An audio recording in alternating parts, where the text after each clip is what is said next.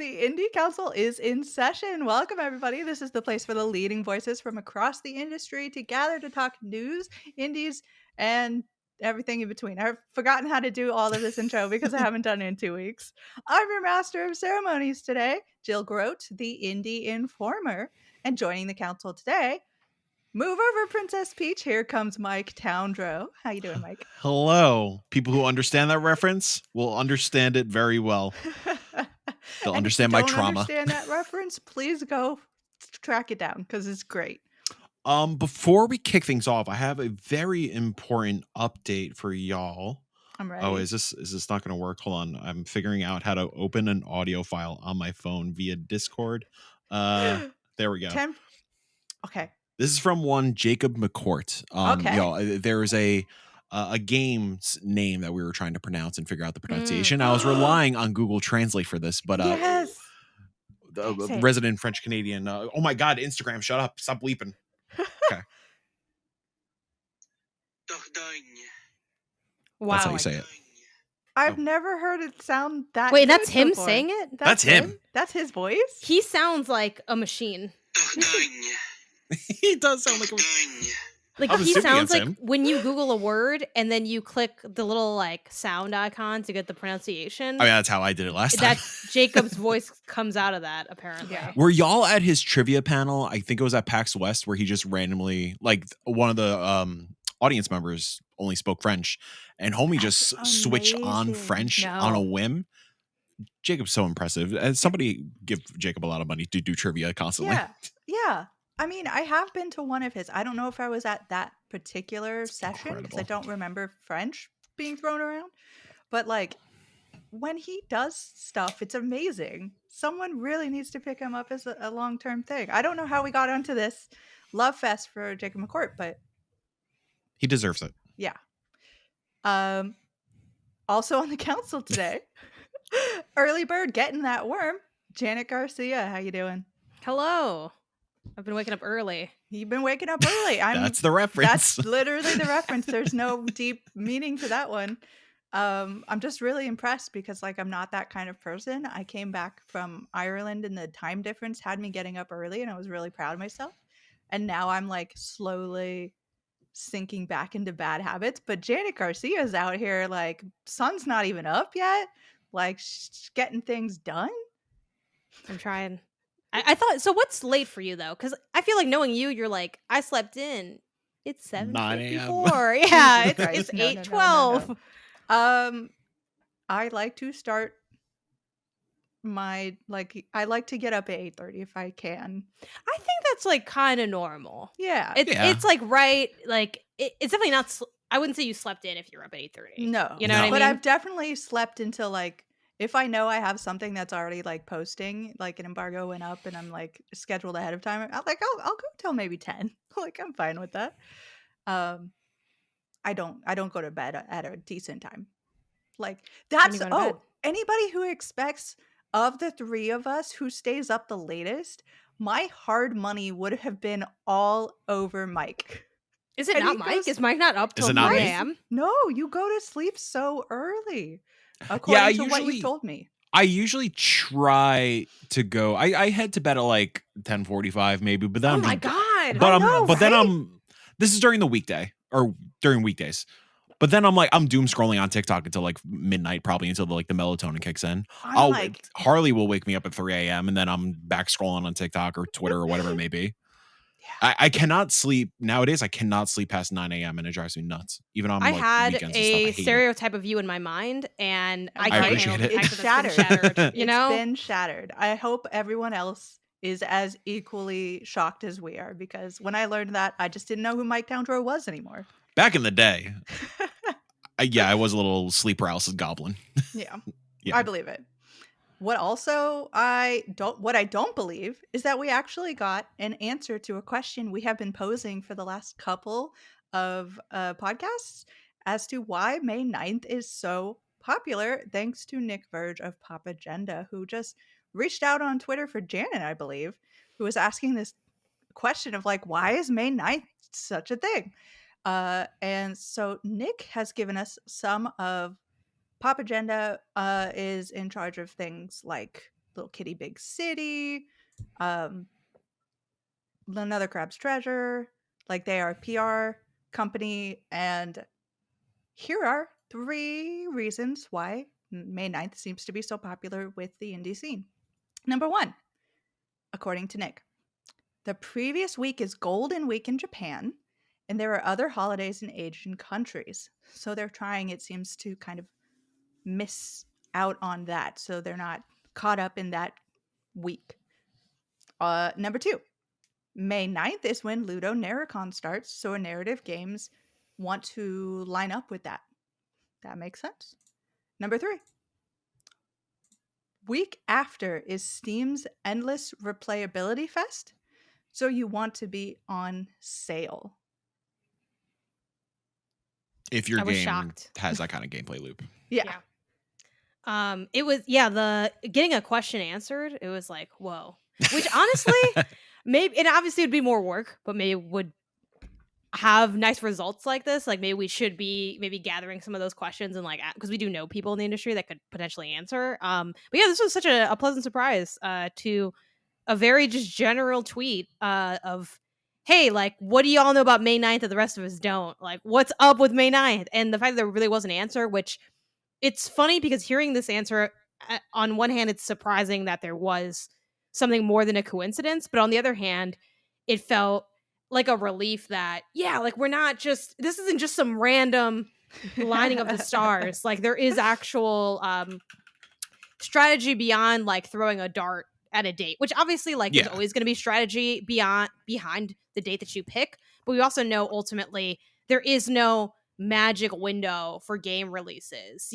So to a degree, there obviously is going to be a bit of shifting, a bit of guesswork, a bit of randomness to just lining things up. So I kind of just saw this as like, I don't know, I guess things ended up just falling in the same day. So it was really cool to see that there was some specific qualities about the surrounding calendar that made May 9th such a perfect storm. Nick did add to the tweet as well and said that he can't say why each game landed there, but it was just some of the thought process they had behind some of their games. So obviously there might be titles that didn't think of any of this stuff, and they're like, hey, we just picked May 9th because, like, I don't know, 9, it's a cool day. It was my grandfather's birthday. I don't know. But it was really interesting to hear that strategy. Kind of makes me wonder about other times we've had these alignments on dates, and if there's other cons and holidays that we weren't aware of that were kind of forcing these release dates to line up the way they do. People, if y'all want to reach out and tell us your reasoning behind your release date, please feel free. I can add additional context. I do want to hear the context, but to finish my dumb joke, that's what I'm talking Please about. do. It's, if anyone out there also knows why, like, in high school, our math teacher and our science teacher put the exam on the same date, also hit our line. Definitely collusion. You know? Yeah, that was collusion. That was definitely collusion. But Mike, what's your real actual information that you have? Yeah. Aside from educational collusion. We're having these conversations also on our Vicarious team. I don't believe we have anything launching in May, but a lot of the conversations we're having in terms of like choosing when we want to get news out there and just trying to avoid media burnout and respecting everybody's bandwidth. It seems like May is a popular time because a lot of the smaller games want to get out ahead of SGF season and the event season, especially if there are games that did not get into these summer events that are going to gain some natural eyes on them and not have to really fight for coverage. And another context for May, June Next Fest is coming up, and we are all at the whim of the Steam algorithm. The Steam algorithm is constantly at our throats when it comes to launches, news, demos, whatever it may be. So yes, Endless Replayability Fest is a big thing between May 13th and May 20th. The next one coming up is Farming Fest on April 29th. From there, another one in May is the Open World Survival Crafting Fest. Every month, there's at least 1 or 2 festivals that you want to be a part of those lists. So around Steam Fest, you tend to see a bit of an influx when it comes to like particular genres or more popular indies. Ludo Narracon is a big one, and obviously, I would say 90% of indies out there can claim that they are narrative driven and they have a story to them, unless it is like a simple puzzle game that maybe doesn't have any context to a narrative in there. So they are permitted by definition to be included in Ludonarracon's Steam festival, because it's all about the Steam feature. Again, Steam algorithm got us by the goddamn throat. It's awful, but you gotta play the game. So yeah, I think a lot of it has to do with the Steam festivals. It's getting out of the way of Next Fest, and it's getting out of the way of Summer Game Fest. Yeah, the Keeley season. The Keeley season. Oh no. It is really interesting to me how much Steam does seem to be a driver for this, because it, like, as far as indie games go. Yeah, because it's funny. Like, I would say in our circle, like typically, I feel like outside of Next Fest, we don't really care about the other festivals, but they are a huge deal. Like, people pay attention to the festivals. People go into the front page features once they go live. Like, you'll see, I'm sure you'll see on April 29th, there's gonna be a massive banner on the front page of Steam highlighting a bunch of farming sims, And you really don't get the same sort of platform on consoles or other places where you might find indies, so that makes a lot of sense. I love the like this again, this whole industry tends to be secretive, and I love that the co-founder of a major PR studio was just like, hey, here are some reasons why we do that. So I love it. I hope we continue. I hope Nick talks to me after my another Crab's Treasure review, and we'll talk about that later.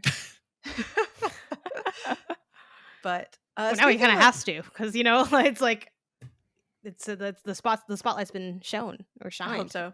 Who knows what the past tense of that word is? I don't. Shorn.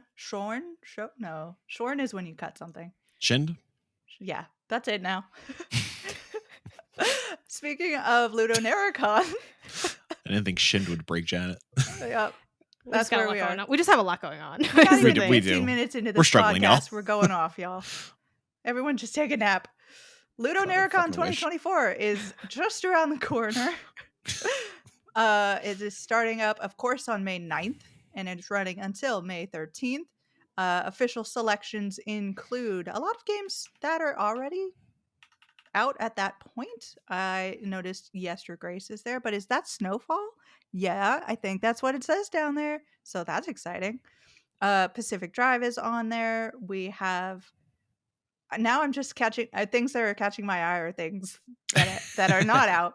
I have a quick kind of clarifying question on this, like in terms of the different cons and events that Steam highlights. The different pros and cons. Yeah, exactly. So Ludonarraticon is like run by, like, hosted by Fellow Traveler, like the publisher. Yes.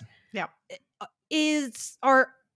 Are all of these like with an associated like publisher? Or, like, how common is that? And then, like, is that just a matter of curation? Like, do either of you have insights into like that level of the inner workings, or is it just like, I don't know, they happen to be the host of Ludonarraticon? Yeah, Ludonarracon is put together and hosted by Fellow Traveler, who do curate the selection process and the submissions. But I'm sure there are some games on this list that are published by Fellow Traveler, but it's not exclusively a publisher festival. It's a festival celebrating like narrative games. Again, pretty wide open criteria, because a lot of games do feature some sort of story. So it's even when talking about events and stuff, like at the beginning of each year, Ludonarracon is always a one where like it tends to cast a wide net. Granted, it's a very selective process. There's only a little over 40 games per year. But it's always quite the popular one. And as you can see from this list, there's quite the impressive lineup. Yeah. I'm looking in on, I see Tavern Talk, which was I did a preview on that. I super loved it. I'm excited to see more of it. What else do we have here? Duck Detective. Sleeper 2. Citizen Sleeper 2 is probably bigger than Duck Detective: The Secret Salami, but hey, I'm just saying. I'm more likely to finish Duck Detective. I gotta be honest, just because Citizen Sleeper, it's really good, but it's like, I have to be a little more locked in, I think. What a fantastic one for Ludonarraticon, because that's like one of the pinnacle story games. Like, that first one is so like what you think of when you think of, I think, this style. Yeah. First off, I dropped a link that makes it a little easier to read the lineup. if you Okay. want I to love check it. that out. I was like zooming in, like I can Yeah, it's barely awful. see I had a the feeling you were. pixels. You know, I feel bad because I'm on the link before you even dropped it. I'm like, oh, should I put Great. this in here? The biggest highlight here for me is Afterlove EP. This is, of course, the game Fami was working on before he tragically passed away. Hopefully we get some sort of news or some sort of update on that. And also another, well, somewhat related game, but a Toge Productions joint, Moses and Plato, Last Train to Clawville. Very excited for that. Same developer as Chicken Police. Nice. And it looks really good. Yeah. What was the other one that was in here? Oh, Back to the Dawn. I feel like I ran into it during a Steam Next Fest. I didn't know it beforehand. I've been super high on it. It came out in early access. I'm very interested to see how much progress they have made. So, oh, and Nirvana Noir? Yeah, Nirvana Noir. I'm super, yeah. I played the last one, which now I can't remember. Genesis Noir. And that was just jazz, and this one's going wild in different directions and different art styles. So, I mean, this is kind of a lot of. I'm sorry that Jenny's not here to speak to this because this is absolutely her bread and butter. But yeah, we're gonna be covering this. I'm sure that's gonna be May 9th. Don't miss it. It's gonna be great. What's the horror at High Rock? Excuse me? Our friend Snufkin's in there. Snufkin. In case you didn't check out Our Snufkin. personal friend Snufkin. Yeah, friend of the show, Snufkin. Friend of the show. Just hanging out with Snufkin. You know how it is. I still have to play that. It's so good. Why are you playing it, Mike? Now's your chance. Well, Jill, I don't know if you're aware. There's a lot of games. Janet, I know, started playing it, but I don't know if you finished. No, I didn't finish. So you don't know what happened to the friend at the bridge? No, I don't. Yeah, no spoilers. Please don't let me know because I want to hold on to the idea that I'm going to finish it for a little longer. I think I'll let that idea go when I'm ready. We all do that for backlog. Hey, if you have any games, anybody watching on your backlog that you're like 100%, I really want to get to this, but you really know you're not going to, drop it in the chat, drop it in the comments, let us know. Another fun piece of indie news, I think, Janet, I saw on your socials that we've been getting like indie showcase after indie showcase after indie showcase, and it's been wild. And we're looking forward to another one next week. It is ID at Xbox as presented by IGN. And that's going to be April 29th at 10 a.m. Pacific time with the latest updates on games like Vampire Survivors, Dungeons of Hinterberg, 33 Immortals, Lost Records, Bloom, and Rage, and more. Y'all excited for this one? Yeah, I mean, this was like I feel like this is one of the first showcases we covered. Mm-hmm. This is where the Dark Pedestal was born. Yeah, it is. So I feel where maybe we were a little too harsh on the production side of things. I feel like this is part of our lore, so like I feel a deep connection with ID at Xbox in their showcases, or IGN times ID at Xbox, kind of collaborative effort there. But yeah, I mean, I'm always excited to check these out. I think what excites me most about this, especially in conversation with our initial criticisms of the showcase, is it does feel like they're definitely dipping more into the new a bit. Like something like, even though Dungeons of Hinterberg, admittedly, I'll probably just see more of it, right? It's like I'm already interested in it, but again, that's part of the sell for upcoming games, and the idea of just getting to see more of these titles is exciting. Maybe a different angle on what they want to highlight for players. I also think this is kind of interesting timing because it's coming off of their sort of reconfiguration of the way they highlight indies on their storefront. So I kind of feel like this is a bit of a little mini era for Xbox in that regard. Like, clearly they're paying attention to the indie space, and then it's wild again getting so many showcases back to back. I think it lends to some really fun comparison points, and it also speaks to wider industry trends of, I've said it on the more AAA focused podcast, I'm like, it's a little bit of a quieter year. I know people get mad because they're like, what do you mean? I can name 32 games that came out. I'm like, I get, but there's trends you see emerge from that. And one of the nice things on the indie side is this is a time where indies really shine, because if there is a gap in that first party publisher, they're going to be pushing, sure, their third party partners, but also their indie folks that they're either, funding, promoting, or partnering up with. And I think the fact that we've gotten this much indie content kind of speaks to that, which again is good for us because that's what our show is about. So it's awesome to see this be kind of more of a conversation point, a rip to the inevitable, what is it? Silk Song memes. Like, get the memes ready, y'all. But I'm so excited for the showcase. What about y'all? Yeah, I'm excited. Hopefully we get some clarification on, because my biggest critique of the last one, or I should say the first one, was there was no like clarification on like pre-show, post-show, like things like that, and just felt a little muddy. Hopefully round 2 clear that up a little bit. And yeah, I mean, teasing things like Dungeons of Hinterberg, 33 Immortals, Lost Records, 3 bangers. I'm really excited to see more 33 Immortals and Lost Records in particular. Yeah. Yeah, should be a great time. Hopefully we get some cool surprises as well. Having the power of a first party behind you, you're pretty much guaranteed to see a familiar face pop up, in terms of whatever. Like, I'm not saying Silk Song or anything like that, but maybe like a game that you haven't seen in a while, or just a recognizable studio. Should be a good time. I'm excited. Really quick, at this point, and maybe they've talked about it already, so let me know if they have talked about it and I just missed it.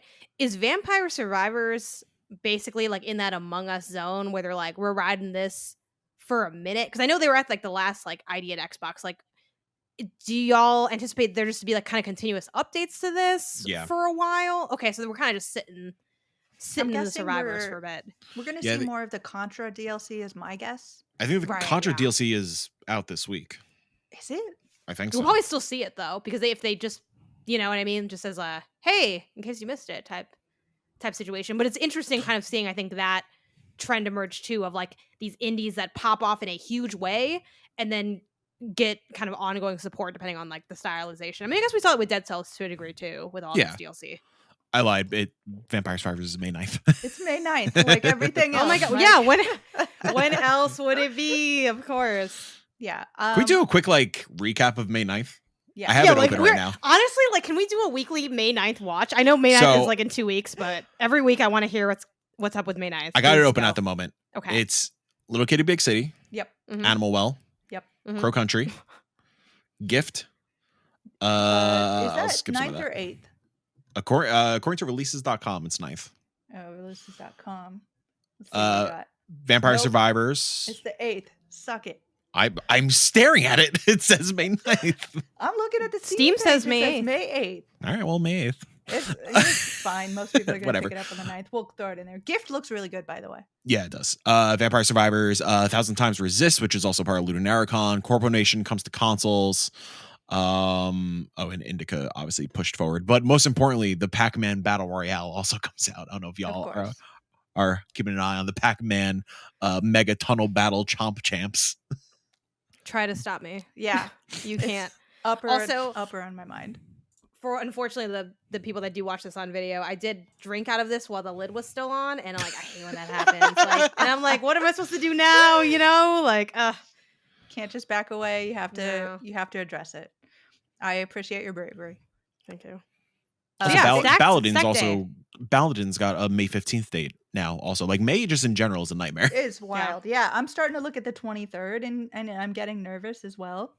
Because the 23rd is until then Haunties, Zetzillion, World of Goo, Duck Detective. So like, there's stuff going on. I think this is too dumb of a joke to do, so we probably shouldn't do it. But we should just refer to every like of these like Perfect Storm dates as like the May 9th of whatever. It's like, oh, this is basically June 28th, aka May 9th. Those who know. We're gonna do that from now on. Yeah, but yeah, I definitely think it's a good call to periodically check in on these heavier days, because I think it's easy for stuff to slip through the cracks as a result, for sure. God, I forgot Nine Souls is out in May also. Oh my god, I'm so excited for Nine Souls. Though, so I'm like nervous. Hopefully. Yeah, I don't know. It's next month. I feel like Red Candle in general is usually pretty quiet with stuff. I'm like poking them behind the scenes, like, hey, I'm still here. Remind me that. I know. As soon as one of us finds out who's doing the PR for that, maybe it's internal, but like, goddamn, I want that key immediately. Give me that key right now. Yeah. So that is happening again. ID at Xbox Digital Showcase, April 29th, 10 a.m. Pacific time. Jumping over to that, to more exciting news. El Paso Elsewhere is getting a movie adaptation. Wild. This is so fantastic. With Lakeith Stanfield attached? Are you kidding me? It's perfect. I originally got the news from Variety, but I can't find anything that kind of documents where it started originally. So I'm wondering if it was seeing Xalavir get noted on Variety is wild. Wild.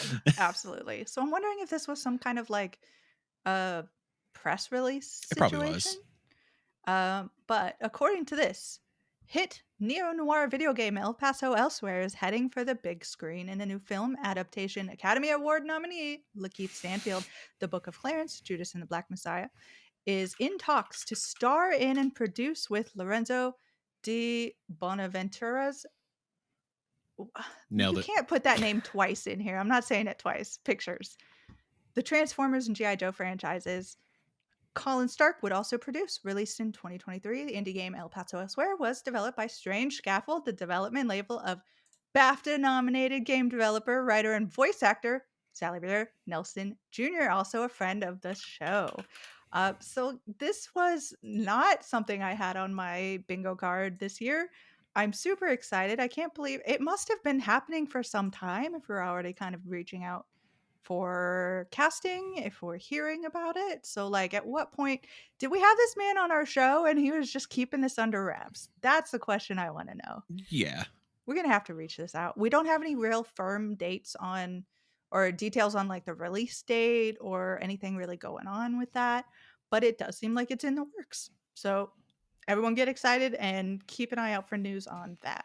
Does that mean that we're going to go the way of pretty much every other gaming podcast that exists and cover entertainment as a symptom of games? Is this finally our time? Wait, is this our best opportunity to go to a red carpet premiere together? Oh, yes. Mike, I love that. I'm going to be looking up whoever is sending out these just press DMs releases. Olivia. Yeah, hit us up with some tickets. Yeah. We love you. Also, in other good news, Triple I Showcase got at least 12 million viewers as of right now. Is it 12 or 2? 12 or 2? 2. Because there's a Sorry. 2 written in the doc. It's 2. Sorry, everyone. I got excited. I got overexcited. It's 2 million viewers, which is fantastic. We love to see it for an indie-specific new kind of IP as far as showcases are concerned.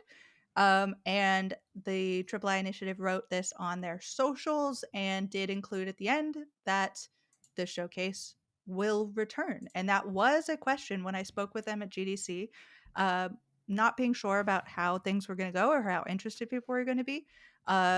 How things ran and how many people were interested really mattered for this particular first showcase. So it seems like 2 million viewers and counting is a win, and they're willing and ready to come and do this again next year.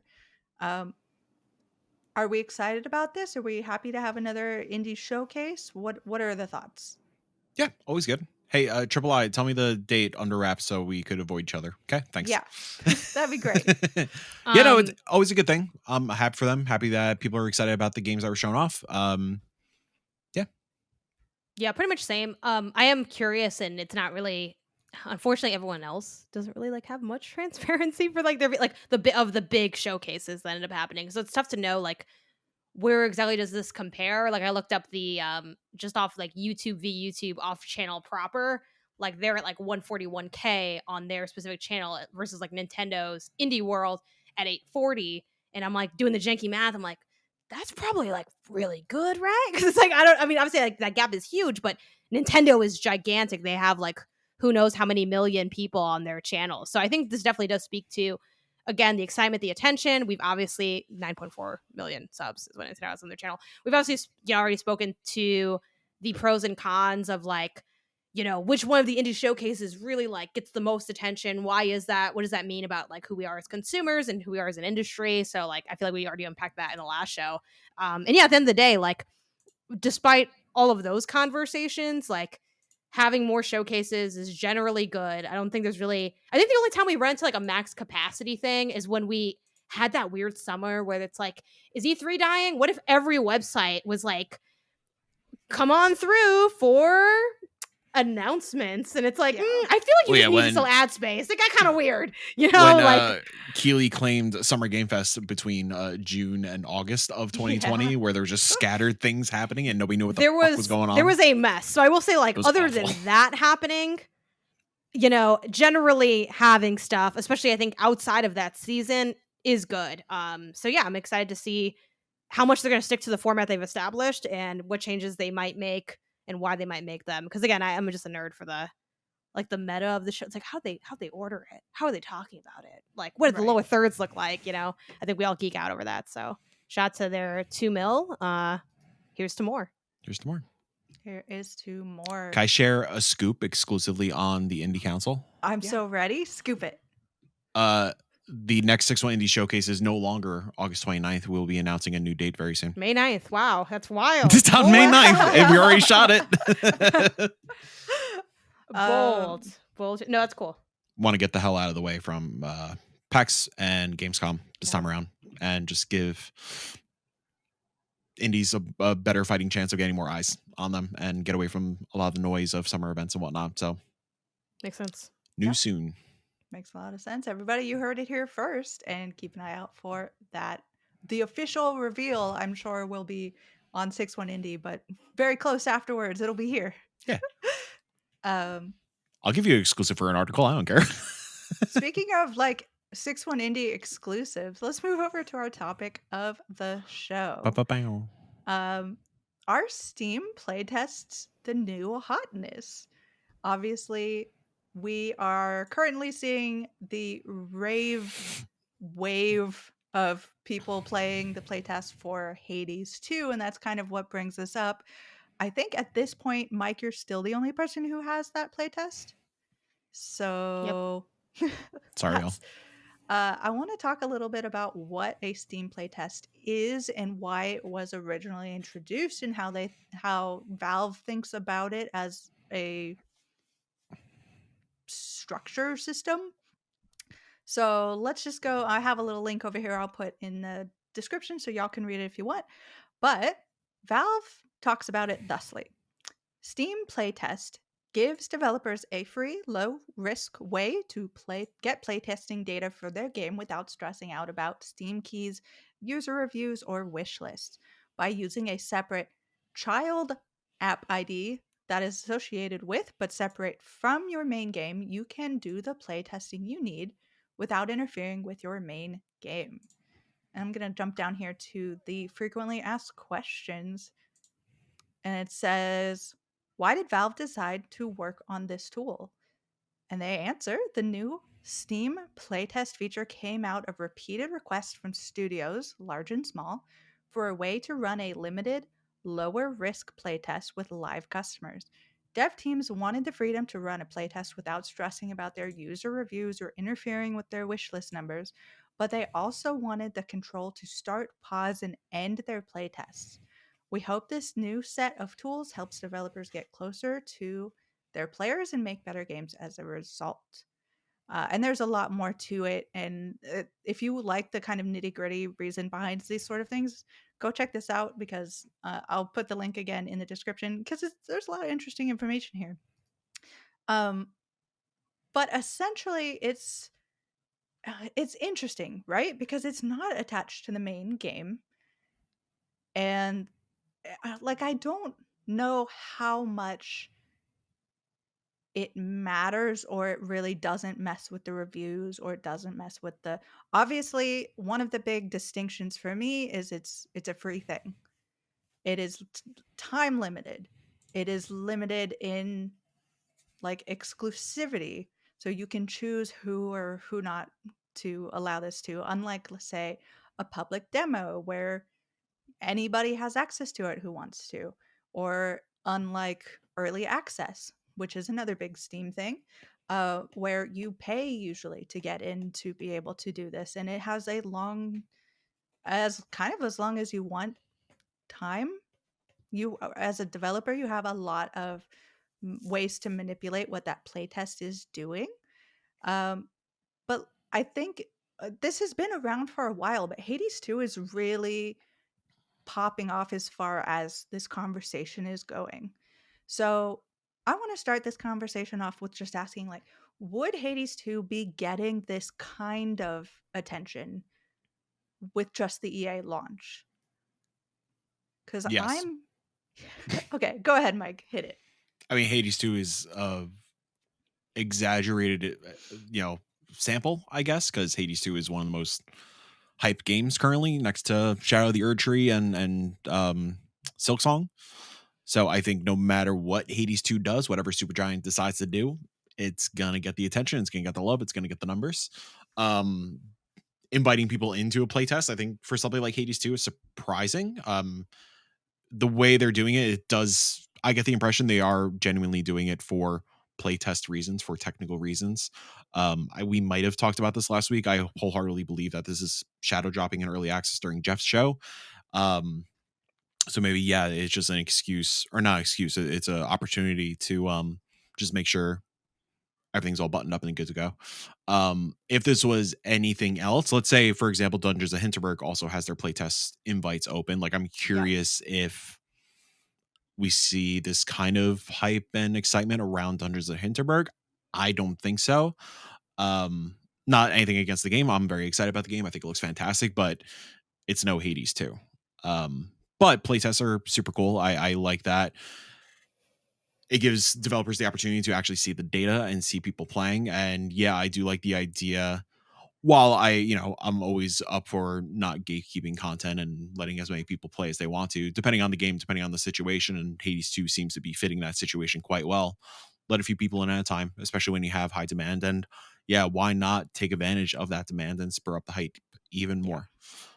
That's sort of where my thinking is, that I don't think that Supergiant is sitting in the back being like, haha, this is brilliant.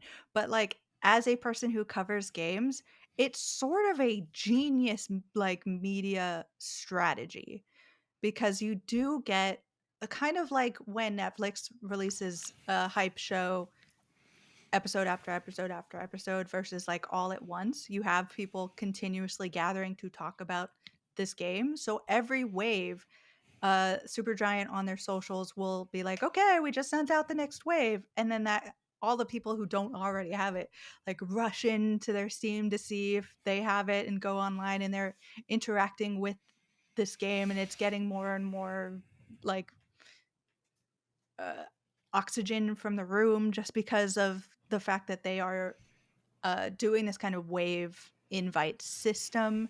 The exclusivity gives you a certain sense of like, I'm lucky I have it, and it's a cool thing to be able to put on your channel as someone who like covers things like, hey, we got that hot thing that not everybody can get, is always a good thing. Yeah, on that notion there, like providing a little peek behind the curtain, like especially talking about Next Fest and some of these festivals earlier, leading up to Steam Next Fest, any of my games that are participating, I always ask my devs for a handful of keys to offer particular folks ahead of time, because we do want to offer that exclusivity. Exclusivity encourages folks to actually create content and cover the game. Like, for example, Jill, if I don't know, the Another Crab's Treasure demo was public for everybody, maybe you would not have covered it, and maybe you would have went somewhere else where you had a key that you knew nobody else really had access to. Hmm. So yeah, it's a interesting psychological play when it comes to that.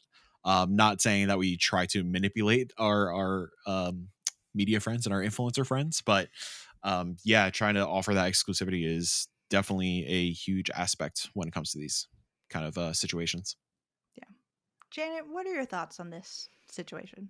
I mean, pretty similar to honestly a combo of what you and Mike said. Like, I do think Hades 2 is, I mean, I never want to say too big to fail because that's so over dramatic. We've seen so many games fail, but like Hmm. in terms of hype and attention, when people are going to be looking at Hades 2, and it's up to the team to hopefully rise to that occasion and deliver another great game, which it seems like it's shaping up to be another great game based on what people are talking about with this play test. But yeah, it is like you said, that additional dip, because there was that conversation around the playtest. I will say that conversation is inherently going to be smaller because less people, not everyone has access to it. So it is like maybe one person on a podcast might, like in our instance. And that's true of, I think, across all like podcasts in the industry.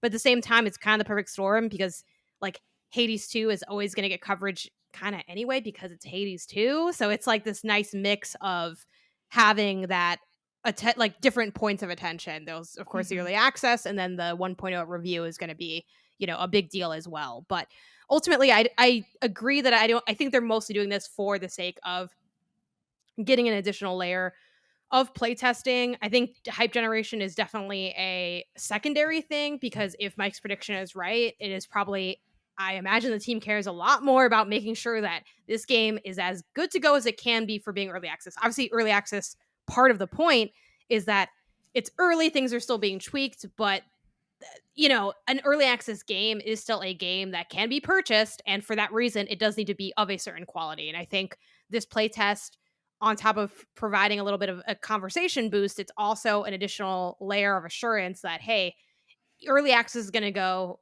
as good as it can go. So I think they're kind of just trying to set themselves up for that success more than anything. Yeah. I think one of the maybe unintended benefits of this is you get a lot of people who are not able to get their hands on it. Like, I am shaking the door. Please let me into Hades 2. So I'm going to be way more hyped to jump into the Hades 2 early access when it does launch if I don't get into this playtest. And I think a lot of people are going to feel that way. Um, Go ahead, Mike. I see you. I Did, see your face. did y'all request media access? Because you're able to request media access also. Yeah, I did. Oh, really? Nothing? That sucks. I admittedly didn't request it because I haven't played Hades 1. So I'm like, I don't. Janet. Yeah. I mean, actually, I have played You've it. got I just time. didn't finish it.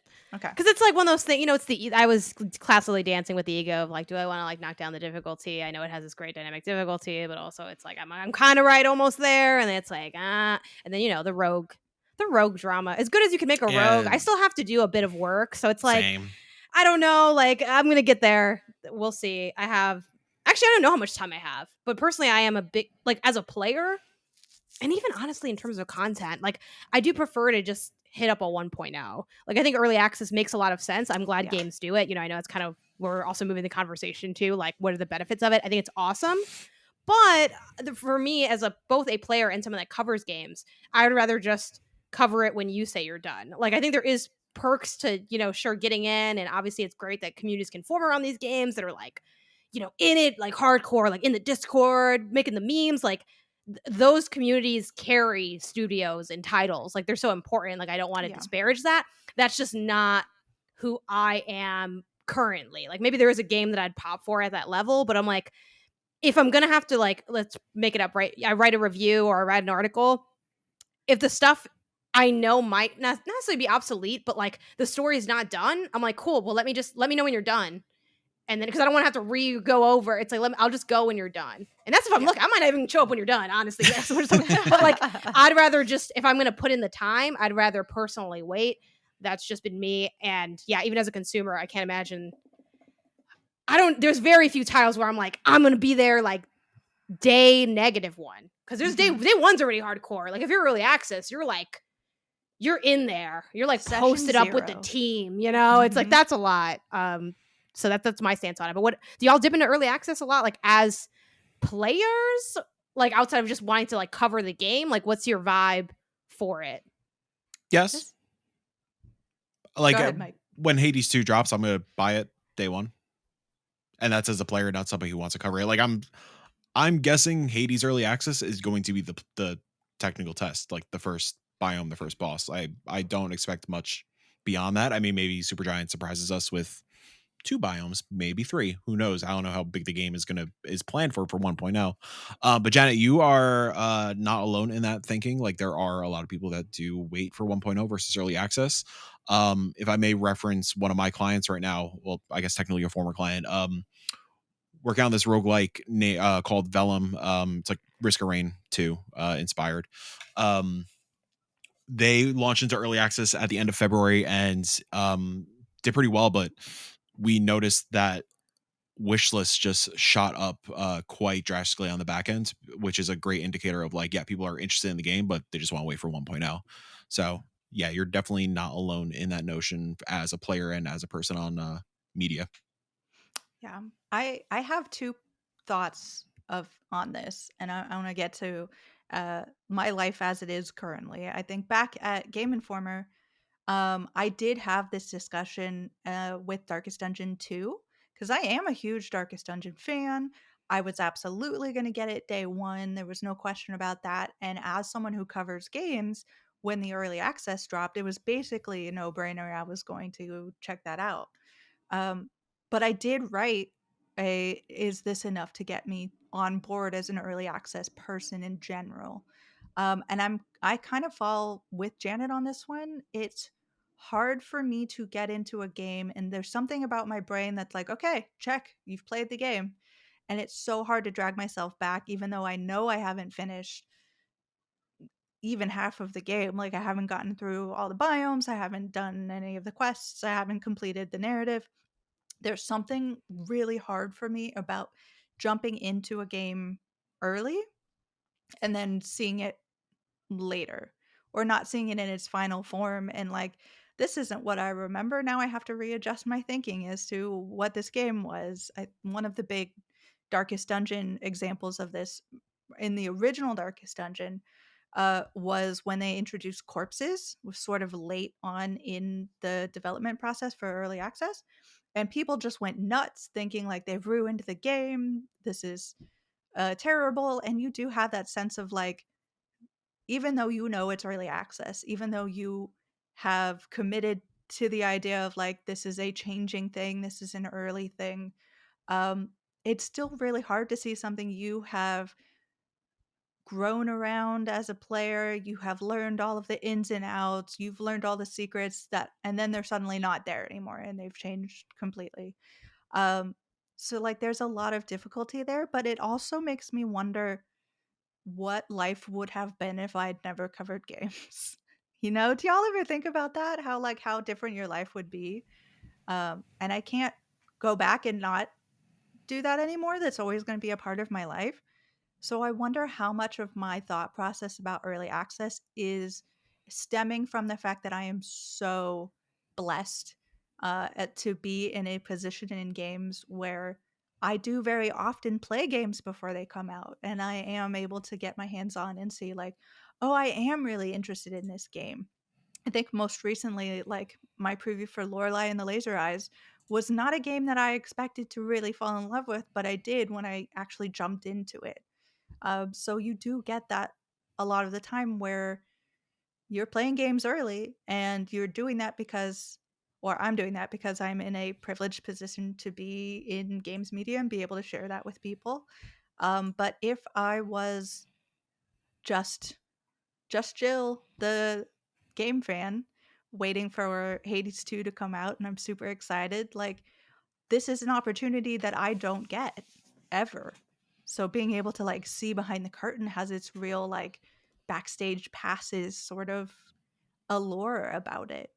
Um so yeah, I don't know if it's like being able to just pull someone off the street and be like, you like games, talk about what you think, would be helpful, but um Well, I yeah, think everyone is different. Like, I think what you're speaking towards is a more specific difference of like, well, doing content that's always going to change your relationship with games to some degree, and it's not necessarily positively or negatively. It is just inherently different, and it's like you will never be like as you were before, which sounds kind of scary, but the molded in the darkness kind of Bane situation, I guess. But yeah, I mean, I still think everyone's kind of different because you have and that's the thing, like there's so many different types of players. Like, I mean, there are players that we talk about, it happens every time any game comes out. Oh, this thing got this score, well, like that sucks because I don't want to play it, and that's fair. Like especially like I think about when I was a kid, I only played the best games because I only got like 2 or 3 games a year. So I'm yeah. like, I'm sorry, I've been following and reading about this, the game that has like, it's everyone says the greatest game for the platform. Yeah, I'll take that one. Done. The end. And and that's cool and that's fine. And there was nothing wrong with that. And that was like a limitation of, again, resources different people have, whether it's money budget, time budget, whatever it is. Everyone's like kind of grappling with things differently. So yeah, I mean, certainly I think over with early access being so popular, especially over the last like chunk of years, for us seeing so many games that had an early access period that clearly worked for them because their 1.0 was very praised. I think clearly it works. It has its benefits. How many players or which players want to show up, that's kind of like neither here nor there. There's people there, there's enough people there for it to be of significance and of benefit to the studio, and that's kind of all that really matters. Because it's like, sure, is it for everyone? No, but nothing in games is for everyone. Like, there are people that only play multiplayer games with their friends online. I almost never do that. It's like Yeah. literally everyone has like a different style. But yeah, certainly I do like you pointing out though the thrill of like the day 1 or day 0. Like that's one of the reasons why like I love buying consoles like as soon as they come out. Like, and that'd be true even if I wasn't in this industry, just because I like the freshness. I'm like, oh, there's only 3 games for us to talk about. Let's go. Like, I there's something really fun about that to me. That's very me specific. There's other people who will be like, no, the people day 1 get hosed, which they do. It's like I'm gonna wait until there's a good, library. They work out the bugs. The console stops spitting discs in my eye. For me, I'm like, maybe this thing might explode. Like, let's add some thrill that you don't get otherwise. So I think everyone has their tendencies, but yeah, I think this works for Hades. So let's let them do it again. Yeah. I'll say also with early access, as a player, another reason I like to jump in on early access is because, and granted, everybody has a different situation and The power trip, yeah. the power trip. Yeah. Early I access made this game. early access could mean for a lot of developers funding for the rest of the roadmap. Sometimes they just don't have the budget to continue development and they can only get certain biomes ready, certain levels ready, certain characters ready, but they have plans to flesh out the game even further. So yeah, sell the game for in early access for $15 or $14.99 and you can bump it up at $19.99 for 1.0 when it is your fleshed out vision, Yeah. That's a good point. And I didn't really think about that. Like I kind of forgot that was so selfish. like a thought. How dare Yeah. you. Well, it's all art, no money in my mind. Yep, it's true. My mind palace. Starving artist. Yeah. I think too on the flip side of that, I don't want to wade too deep into this conversation because I feel like it's happening elsewhere. But the question about these larger companies putting things out in early access and how good or not we feel about that. I think to some degree, a lot of people who are into early access who are picking this up see early access more as a like a pre-purchase early access deal rather than a like, hey, let me just give money to super rich publisher anyway. Are you They're talking about probably like a AAA? Well, I'm just gonna throw it out there because it's been part of the conversation. You mean like something like Star Wars? yeah. Okay, yeah, Well, that's not really early that I access. don't I really mean, agree Not with. really that's early access but, by like, technical definition of what those words Yeah. mean when you put them together. But I don't even. Do they call it early access? I guess they do. I Call think it early they access, do. right?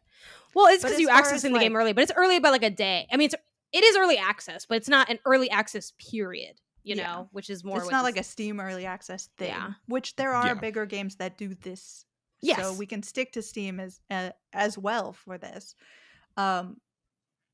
So like I've always had problems with people who are like, ooh, that feels a bit icky. And it's like, well, people are buying it, like it is one of those vote with your wallets. If you don't like that, then don't worry about it. But like there are people out there who are doing pre-orders.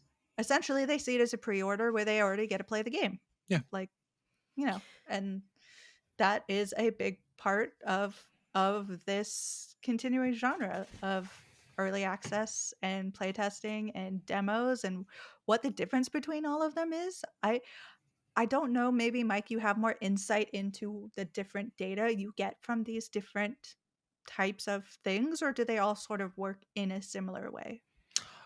They all sort of, as far as I can tell, they all sort of work in a similar manner. When it comes to early access, it depends on the developer, it depends on their situation, but like sometimes it is a budgetary thing of like, okay, we have enough for Q1 to get 3 levels done and 5 characters in the game, and then pending on funding after that, we'll get the first major update in the first half of Q2 and we'll take it from there.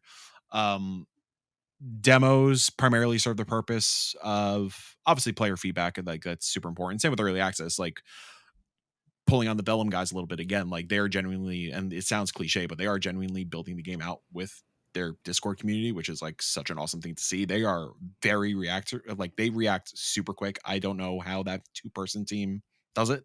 Mhm. But a lot of times, especially again, referencing a lot of these Steam festivals and Next Fest, the primary purpose of something like a demo or maybe sometimes a playable test, again, I don't think this is the situation with Hades, but it's to garner wish lists. Wish lists go a long way. Wish list is essentially the like, subscribe, and share of Steam. Again, we are always playing the algorithm game, and we always want to get on the popular upcoming list, the new and trending list, the dedicated festival genre list. So any little bit that gets you that first, second, 10th, 20th, 1000th wish list in a certain area or a certain time frame, it's just going to sort of catch a natural wildfire and start spiraling out from there. But again, there is of course the more not sincere, not genuine, but like the more the other alternative of like, yes, you want player feedback, you want to make sure the game is as best as it could be, but yeah, again, nobody, not everybody could be a starving artist, unfortunately. So Yeah.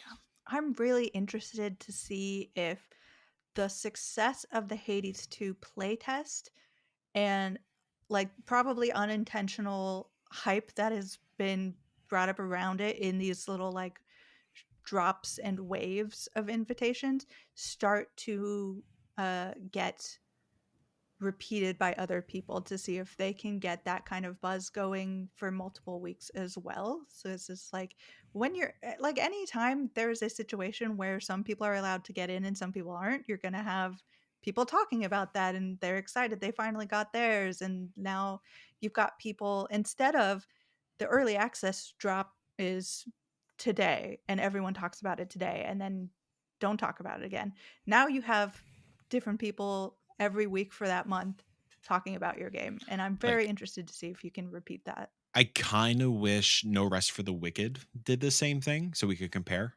I think that would have been like the best opportunity to see like how audiences react, how the community reacts, what that fever does look like. Because I think No Rest for a Wicked, a game that was relatively hyped up, Moon Studios like main stage on Xbox, like it got decent traction going into that early access launch last week. But I'm curious if they did do a 2-week playtest, whatever it may be, and see what that conversation looks like compared to Hades 2. Because I do think it is just because it's Hades 2. Like I think if there is a lesser known indie that does try to replicate this and they have the Dungeons expectation of of Hinterberg, let's go. Yeah, yeah, I I want to see like it. I hope so, but I feel like taking I don't think they have this mindset, but like No. I hope they aren't thinking like, oh shit, Hades 2 got all this hype with the playtest, we got this.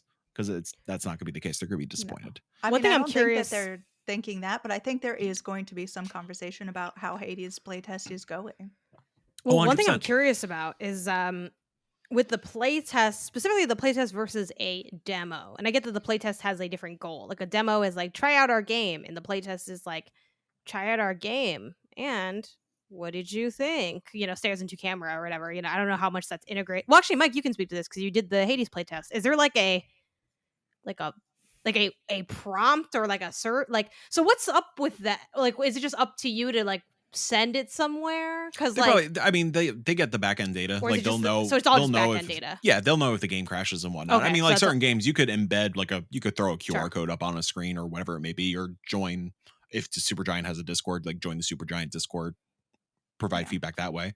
And I'm sure like they're paying attention to Twitter and TikTok and stuff like that as well. Sure. And obviously being a massive juggernaut that is Hades, there are media folks playing it. There are bigger influencers playing it. So that's the great opportunity of like having a hyped game. You are going to garner attention from critics in the pre-early access phase, which is going to Right. benefit your tail end of your development. I am a little And not surprised even that there isn't like a more integrated like feedback aspect because it's a playtest specifically. I Yeah, get that you can go to like which the has been Discord a and stuff. thing in previous games. Not I'm not talking about super giant Sure. games, just in general. Like when games have playtests, like Okay. yeah, that is the Yeah. thing. Is just yeah, not in Hades 2 specifically. uh, So sorry. Well, oh, go no. ahead, Joe, because you've been trying to talk for a second. I can remember. I can remember what I was gonna say. Go Okay, for it. keep it in mind. I'm also really interested in the thing I read at the beginning where it's very clear about delineating between the playtest and your game. Um, for what I read into that, and Mike, let me know if that's wrong, is that the playtest being a totally separate thing doesn't let you have any kind of review on Steam, so you can't mess with that.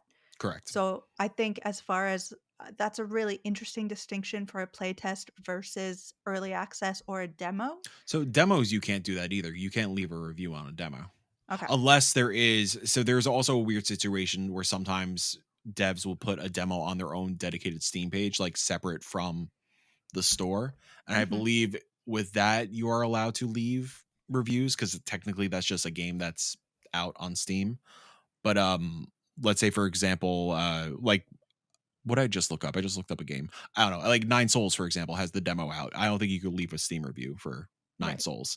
I think you could do curator recommendations, but curator recommendations are, as we discussed, whatever. Questionable. But Yeah. also there seems to be less stress or focus on wish lists. Like if wish lists don't come out of a Yeah. playtest, it seems like it's for some reason for the developer a lot better for them. And I'm not sure if that's a Valve Steam thing or if that's just sort of the feeling in the air. I think it's But just a strategy thing of like, yeah, you know, I'd love to be a fly on the wall of the super giant, massive boardroom that I'm sure they have. No, it's a joke. Like I'm sure again, it is a genuine thing of like, hey, we are launching during Jeff's show on June 7th. Like, let's make sure we stress test the hell out of this thing so we have a successful first weekend and carry that momentum.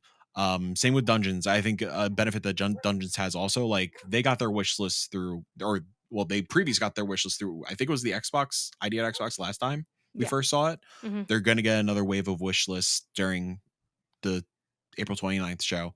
Showcases and hands-on previews, like that's where you're getting your wish lists. Like the biggest conduit of wish lists are influencers. I think playtests, you are naturally going to get people playing the game on stream, people dropping content on YouTube. It's going to be kind of a natural side effect of playtests, but again, I don't think that's the when discussing whether to do a playtest, a demo, or whatever. I don't think a playtest is a major beat for Dungeons and Hinterberg. Versus if they decide to drop a Next Fest demo, that's when you throw out your Next Fest specific press release. You do provide media and top tier influencers with those keys to play the demo exclusively ahead of time before it goes public to everybody else. Like if I was that studio, I would first off, Dungeons and Hinterberg hit me up for PR. yeah. Let's fucking go. If I was at studio, I would drop the playtest on May 9th to keep it as limited as humanly possible. Get your feedback for a week or two, take the playtest off, offer media, polish the build a little bit, offer media and top tier influencers keys, have them prep coverage under embargo, lift that embargo right ahead of Next Fest, start tricking the Steam algorithm ahead of Next Fest, and drop that demo publicly the week before Next Fest. And then hopefully you get on some of those charts naturally. Where can they Venmo you the $3,000 for which you need those 2 Mike sentences? J. Yeah, the thing I was gonna say, I think that cadence makes sense because it's like it doesn't have to be a one or the other. Like they can do the playtest and then do the demo. Because the only thing I was gonna say in regards to playtesting for a game like Dungeons of Hinterberg, which is just like not the megastar that hate, because that's really basically what we're boiling it down to. Because obviously it has a lot of PR power. Like this is, I mean, even just in this conversation, in the coverage of the showcases, like we inherently, by the nature of the structure of even this show, we're going to talk about Dungeons of Hinterberg more than we might talk about other games, right? Goobies is kind of the exception, not the rule in this situation. Bring it back, you know? Where it really had the organic PR from us, just Goobies. I talked about the game today, actually. But the thing I was going to say with the playtest versus the demo is I wonder / lightly worry, like, are they getting people to that page who are just like, they don't get into the playtest and they're like, damn, I would have played the demo though, but now you got kind of nothing from me. But I do think that level of hardcore though, too, you have to imagine that they'll swing back around either way. But I think that's the only way the playtest kind of has a light, I don't want to say negative undertone, but it's kind of like the other edge of that, you know, what is it called? Like double-sided sword? What is this? What is this saying? Double-edged. Double-edged. Yes, the double-edged sword. I'm like, you know, there's like a blade on one side, you look around, there's another blade. Yeah, the double edge of that sword that Jill referred to. Mental image. I'm like, what is let this me called? Look at this blade. What am I looking at? I was so confused. But blades on both edges. Yes. The other side to what Jill brought up of the thrill of the, oh, I'm in, it's just me, exclusive club, is the, damn, I'm not in. You know, and again, I think realistically, a fan that hardcore probably is going to not be dissuaded by not getting into a playtest, but that is the drawback, I think, of that aspect of it. But yeah, you could do both. So, and I imagine Dungeons probably would end up doing both. I mean, in general, especially on like Steam, demos are a lot more common than they are on like the console side of things. So yeah, we'll see. I think May 9th is the playtest available. Because when else would it be available? It's May 9th is everything. On yeah, you can sign up already, but it starts May 9th. Yeah. slightly concerning sides of playtesting. Um, I if it becomes a bigger thing and it starts to be like a mainstream, like everyone's jumping into the hot new playtests and stuff, I don't think that anyone is doing this right now, but I could see in the future games start to do this in lieu of like a professional QA. And that worries me because they're already in a Well, bad place in I the don't industry. I don't think it's I've possible for them to do that. Like, I yeah. think, like, if you can't I get that some teams might not be able to afford well, actually, Mike, I feel like you should go first because you do have the more direct hands-on insight, and then I'll just kinda add in wherever I feel fit. I was gonna say on surface level, kind of just thinking about playtest versus demos versus early access versus proper QA. Playtesting is just another term from beta. Like it's just like playing a beta, Yeah. getting into the Modern Warfare 2 beta back in the day, you know? It's Mhm. just same concept, different terminology. And really it is just different terminology because it's what Valve determined what that is going to be called on Steam. And it's just an easy way for devs to be able to turn it on, turn it off, opt in, opt out. Yeah, so I don't think hopefully people aren't assuming or taking these offerings as proper professional QA because that's going to be a harsh road to go down as soon as they launch. Yep. Um, yeah, I just take it as a public beta. Yeah, I think too, I'm not too worried about people doing that because, like, I can understand maybe certain studios not like having a lesser budget or maybe like a thinner experience with what their QA process looks like. But in general, like, and this is kind of for I wouldn't say it's for good reason because I guess like I wish people understood the world more. But in general, like teams Same. don't even want to have even demos sometimes, or like think of like the previews we do. Like there are builds that we've been given that they're like, we would never give the public this build because they wouldn't know how Yep. to act. And the build is not even broken. Like genuinely, Yeah, like it is like, oh, there's like something as simple as I previewed a game not too long ago where they're like, hey, just so you know, like if this is a section of the build, please don't go beyond like this beach or something because the game will break. And even just that information Death with the Stranding. wrong public yeah, that's trending too, y'all. No, it's Yeah, not that's it. that, but my email's in my bio. Death Stranding people hit me up. I'll Kojima get to the first one scanned at some point. Janet. Yeah. But even something like that, they wouldn't want to give to a public because the public will take it the wrong way. So I feel like I can't imagine that general attitude being like, "Ooh, you know who I want doing Q?" It's because like you can't give them something that's raw. And I Yeah, think too, even with like professional QA, like it is such a different lane. Like we're all capable people. I'm sure if we needed to or chose to, we could learn how to do QA.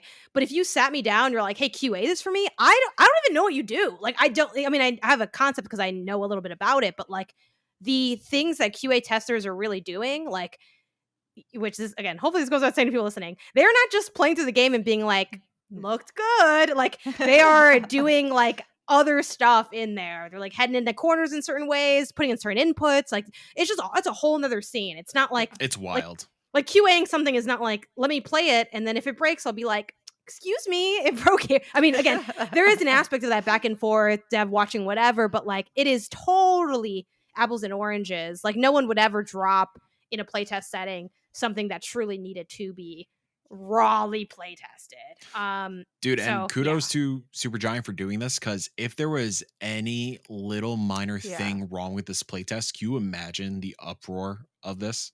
And Yeah. again, it's like us being normal human beings, we understand it's a playtest, and like I wholeheartedly was expecting some broken elements in this game or in the playtest. It's smooth, it's great. It feels like I'm playing the early access version. It feels like I'm playing the 1.0 version. It's kind But of like a I woke up like this situation. Like, oh, Yes. this yeah. is what I look like already. 100%. It's like you have a full face of makeup on, which is Uh-huh. like, Yeah. And your So camera just like happens to be on, right? yeah. but Oh, for hi. general audiences, like if there was some like if the boss was borked or something like that, Yeah. like it would be just a total nightmare all over Twitter. It's all you'd be able to see on socials.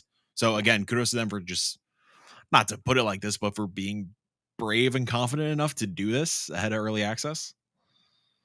Yeah. I mean, we did talk a little bit earlier about like how the industry tends to be secretive, but like there is some reason why they do that as well. Like there is um You negative. can handle the truth.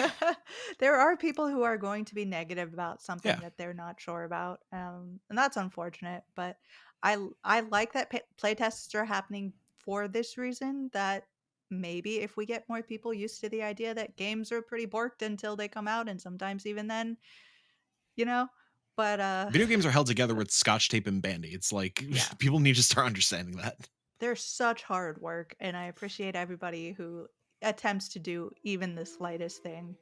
Um, And while we're appreciating games, let's jump over to things we have been playing. And I believe, I don't know if Janet is in the group of us or not, but a big majority of the indie council has been playing a little Krabby game. Mike, you want to talk about Another Crab's Treasure? Another Crab's Treasure is my game of the year. I cannot stop thinking about it. Boom. End of Wow. review. End of review. Funny enough, speaking of review, I adore this game so much. It pulled me out of my review writing retirement. Another Crab Treasure review on 60indie.com is the first review I've written in 2 years. Welcome Wow. back. I Thank you. did see I'm never that, coming so back. I I'm never shared returning. it. Yeah, That's what you no, said I last shared time. it all over the That's true. place just because of that. I'm like, it takes a lot to write about a game, so I appreciate that you did that. Thank you. Yeah, Another Crab's Treasure is obviously Crab Souls like. Agri Crabs, they crafted something incredible. It is both satisfying for genre veterans, but wholeheartedly welcoming to some of the newcomers. And a lot of that has to do with not only the outstanding assist mode where you could really toggle any single option you want to, Yeah, including the joke turned feature that is the gun, where the gun. you could play the game fully with the gun, one shot enemies, one shot bosses. It doesn't punish you for it. You could just experience the story and enjoy the world and enjoy the characters for what it is, and just one shot these fools. It's fantastic. But if that's a little too extreme, you could make the parry windows greater. You could lessen the damage you take. You could lessen enemy health bars, stuff like that. Prevent you from losing souls when you, or sorry, microplastics when you die. Hmm. Fantastic stuff. But even when playing on the default difficulty option, there's so many intelligent things that this game does that just makes it so much more of an approachable experience compared to not only the FromSoft titles, but something like Eliza P or Lords of Fallen. The biggest thing is the systems are just so streamlined. Like something I referenced in my review using Elden Ring as a comparison. In Elden Ring, and for context, and I'm sure I've talked about it on the show before, I adore the FromSoft games. Elden Ring, Bloodborne, two of my favorite games of all time. This is not a slight against these games, but just using it as a direct comparison. In Elden Ring, you are balancing 8 attributes that all affect 24 stats simultaneously. In in Another Crab's Treasure, it's 4 attributes that affect 5 stats. Simple. You are not balancing equipment. You're not worrying about what helmet you're wearing or gloves or pants or armor. All Listening. all the outfits are purely customizable. Weapons, you have one weapon in the game that you can upgrade with one specific item Hmm. a number of times. Everything is just stripped back to its core. Like Agricrab really understands what makes a Souls like tick and just focuses on that. And that's Right. not to say that there's no depth to it. There is Yeah, plenty of there. depth to It's it. still very deep. 'Cause That's what I was impressed the by. biggest thing is the shells and the shell spells. So of course, there are 69 shells in the game. Um, the shells are just trash that you find around the world, because the whole point of the game, or the whole driving force of the game, is Krill, the protagonist, gets his shell, aka his home, taken from him because he did not pay his taxes. So the whole goal of the game is to find this treasure in order to pay for your shell. Yeah. So in the meantime, while you don't have your shell, you're finding just garbage throughout the world. And these shells can be in the form of a rubber duck, a can of soda, a sauce nozzle, a skull, a Yeah. doll head, a Yeah. baby shoe. And all of the shells have varying degrees of durability, different shell weights similar to the outfits in traditional Souls likes. But what makes it more fascinating are these attached shell spells. So for example, the sauce nozzle, you hit, I played on a Xbox controller. If you hit X on the controller, you spin around like a top, and you could take out like hordes of enemies, and it just like makes you a little bit invincible for a couple seconds. Um, the rubber ducky, it pops out as a decoy. So like if a really if a boss is about to hit you with like a unavoidable attack, you pop out the decoy, he will attack the rubber ducky, and you could get out scot free and either find a new shell or get in a few free hits. So like the shells are, I'm so impressed by the shell system, and it's so fun. Like, yes, there is a lot of depth when it comes to the gameplay, but this goes for the narrative, the characters, and just the experience as a whole. Every time I picked up a shell, like there was a smile on my face just Yeah, for they're fun. what they were They're referencing or like what their take on a real world thing was. My favorite shell Yeah, was, like the yogurt cup. Yoga one's great. Yeah, Yeah, because it allows you the special ability is you eat some of the yogurt and you yeah, start to heal. probiotic. It's so good. It's great. The another fantastic thing in terms of approachability is another additional system is the skill tree, and skill tree. You have another form of currency that you can unlock certain skills throughout the game. But I feel like while it does give the opportunity to unlock new attacks and whatever it may be, this is just Aggro Crab's way of just pacing out progression in terms of your abilities. Like right from the get go, once you unlock the skill tree, the tutorials essentially like unlock the teleport. And then the next three skills are, ironically enough, all touchstones to Dark Souls, Sekiro, and Bloodborne. Mhm. So the Sekiro touchstone, you get a grappling hook that you could pull enemies. The Dark Souls touchstone is the ability to parry, and the Bloodborne touchstone is the ability to block and then quickly attack to regain your shell health. Shell. Yeah. So great. Um, it Also, is, yeah. I really wanna, like, shout out the, like, character work and all of the writing Oh is my god, the so writing's god fantastic. fantastic. I never get tired of the gag that the person you're learning all of these from is the moon snail, The Moon Snail show. and The he Moon is Snail, yeah. constantly narrating as if he's speaking in the third person, narrating as if he's telling this grand tale, Yeah. and it's just And he funny like breaks every in time. moments, which is really good. Uh-huh. But yeah, that skill tree, it's just it is super attainable to get all of the skills naturally as you're playing the game. I think I unlocked the entire tree like right I was as I was hitting some of the main end game stuff. But yeah, it's just a beautiful way to just pace out things in order to not overwhelm the player. Yeah. I think it's just top to bottom from start to rolling credits. I had such a blast playing this game. I will say I referenced this on our review discussion on the 6-1 IndieCast. There was one area in the end game that is, and excuse my language, a complete fucking nightmare. I referenced War of the Worlds. It is atrocious. And I mean that in the most endearing way possible. I had a blast trying to navigate this world, but goddamn, it ramps up real quick at some point. But We'll have to regardless, talk to me yeah, about what that is later. yeah. I wanna give Jenny unfortunately could not be recording with us today, but she did make sure to send this particular quote. I'm reading word for word. "Crab Souls-like is very good and fun, for me at least." So, Yeah. there you go, review from Jenny Wyndham. Real Um, quick, the last thing, the most important thing is how the games feel. I think this game feels great. The combat feels great. It feels fluid, satisfying, impactful. That's what I want to have a Souls like game. uh, so here I come to ruin the day. Yeah. Um, it was so funny when I was playing this because we all have a chat, and Mike was in there like, "Yo, crab game, loving it." And I'm like, the first thing I'm writing is like, I don't know if I'm feeling it the same way you are. And I think a lot of that was the beginning, and it got a lot better as I went on. But for me, things that really, really like, it's just like a drop of pollution in otherwise sparkling water. But like, there are problems for me that I ran into for like the camera is I fight with it so much. It will clip Interesting. through walls and then I can't see anything about what I'm doing. I cannot see like characters and you have a tendency to be in kind of small spaces or high ledges and I'll be stuck my camera will be stuck in the ledge and I'm like I literally cannot see what I'm doing. I'm going to die and I'm going to fall off this ledge and I hate my life. Um or situations where I was clipping through the geometry or opponents were clipping through geometry in a way that didn't completely unravel the game, but just made it weird. I'm like, okay, now you're like kind of a foot above me and you can kind of hit me and I can kind of hit you. So I'm going to try to get you and that's not I working did for not me. experience that. I had the game crash on me and kick me out. Interesting. And I lost progress and like that sucks in a Souls-like kind of Yeah. game.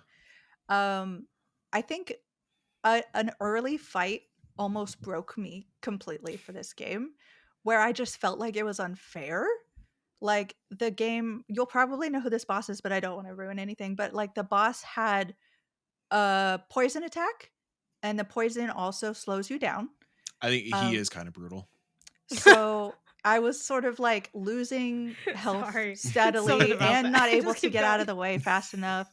The boss also had like huge, it was a big tanky like crush attacks. Is it the And dude that spawns other enemies? no. Oh, not There's him. always No, one that that person spawns other I enemies. beat in the first or second like go. I was 100% fine after that point. This is a really early boss. They might have like a T Oh, that thing. boss. Gotcha. Yeah. Yeah. So like, and they were pushing me out of the way, and when I was being flung across the room, I like completely stunned, so I can't move to where I'm gonna fall, so I fall right in the middle of poison, and I'm like slowly dying, and everything hits me.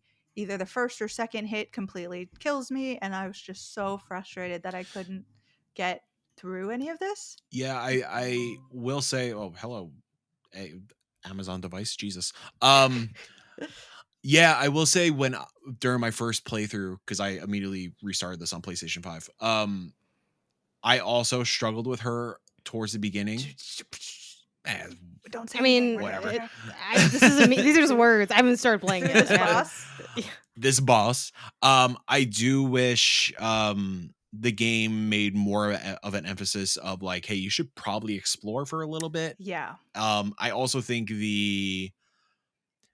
there's certain skills in the skill tree, like I mentioned the trio that are like the touchstones. Like I think the grapple hook is like one more layer in, so you can't really get it right away unless you did some of the exploring. The grapple hook is like quite vital to Once a you lot of got these that, bosses. Yeah. I think the bosses start to get more and more Yeah, balanced. I'm like, which okay, is possible for that boss that you're referencing. It's just right. like if the game kind of encouraged you a Had little communicated that. more Yeah. to hey, take your time, explore, like get some of these crystals, get the currency, level up a little bit. Because going through the second time, I made sure to just like explore that area and like get everything and make sure I'm clearing everything out before I proceeded to that area. And yeah, I took her out and the boss out in one shot. Yeah, so that's such a harsh thing to feel like. I also really had a problem with falling off of ledges, and for the most part it doesn't matter because if you fall like to your death, you don't die. You just get a little chunk of your health taken out and you Unless your go health back. is low, then you Unless your die. health is low. But like the problem for me is like I would get to like part of this game is really a platformer, which So is yeah, really well done, and I really I- appreciate Okay, that. listening. So, Yeah. dude, Janet, this is a Souls-like meets a mascot platformer. I referenced Yeah. Banjo And also, Kazooie you can in have a my. gun. That's and you what can I'm have a Yeah, really. gun. it's so good. Dude, At the end of the day, loved I all might of just the shoot my way through exploration. everything just to say Which I you did totally it. can, You and know? you'll enjoy it for what it 100%. is. Like this game, platforming through this game, I got such Banjo Kazooie vibes. Being throughout the here, I entire feel like experience. look great. I don't want to put labels on it because I don't want to prescribe morality to it, but I do feel the angel and devil on my shoulder. And whoever you feel you are, you're right. But Right. Johnny, it you're was a gamer. interesting seeing this split. I am, but I really haven't had time to play it. That's why I haven't played it yet. But I'm so intrigued because general like what Metacritic wise, I feel like the game's doing pretty well, but it's definitely been split on how much people like are into it. So I'm curious to see where I land here, but Yeah. I'm intrigued by the passion I'm hearing from all sides. Yeah, because like exploration was always fantastic. I loved it. I loved, like, when they had, like, environmental puzzles. Thank you, Rufus. Yo, Rufus came walking through like wait, this is a boy cat, I'll show you yes? platforming. Yeah. Okay. He moved like he had places to be. He's like, maybe Mhm. y'all could just sit and gab, but I gotta go. Rufus was ups, so He's got things sorry. to do. He moved so fast. We could not acknowledge it. He's Jeez. demonstrating falling from a high space is what he's doing.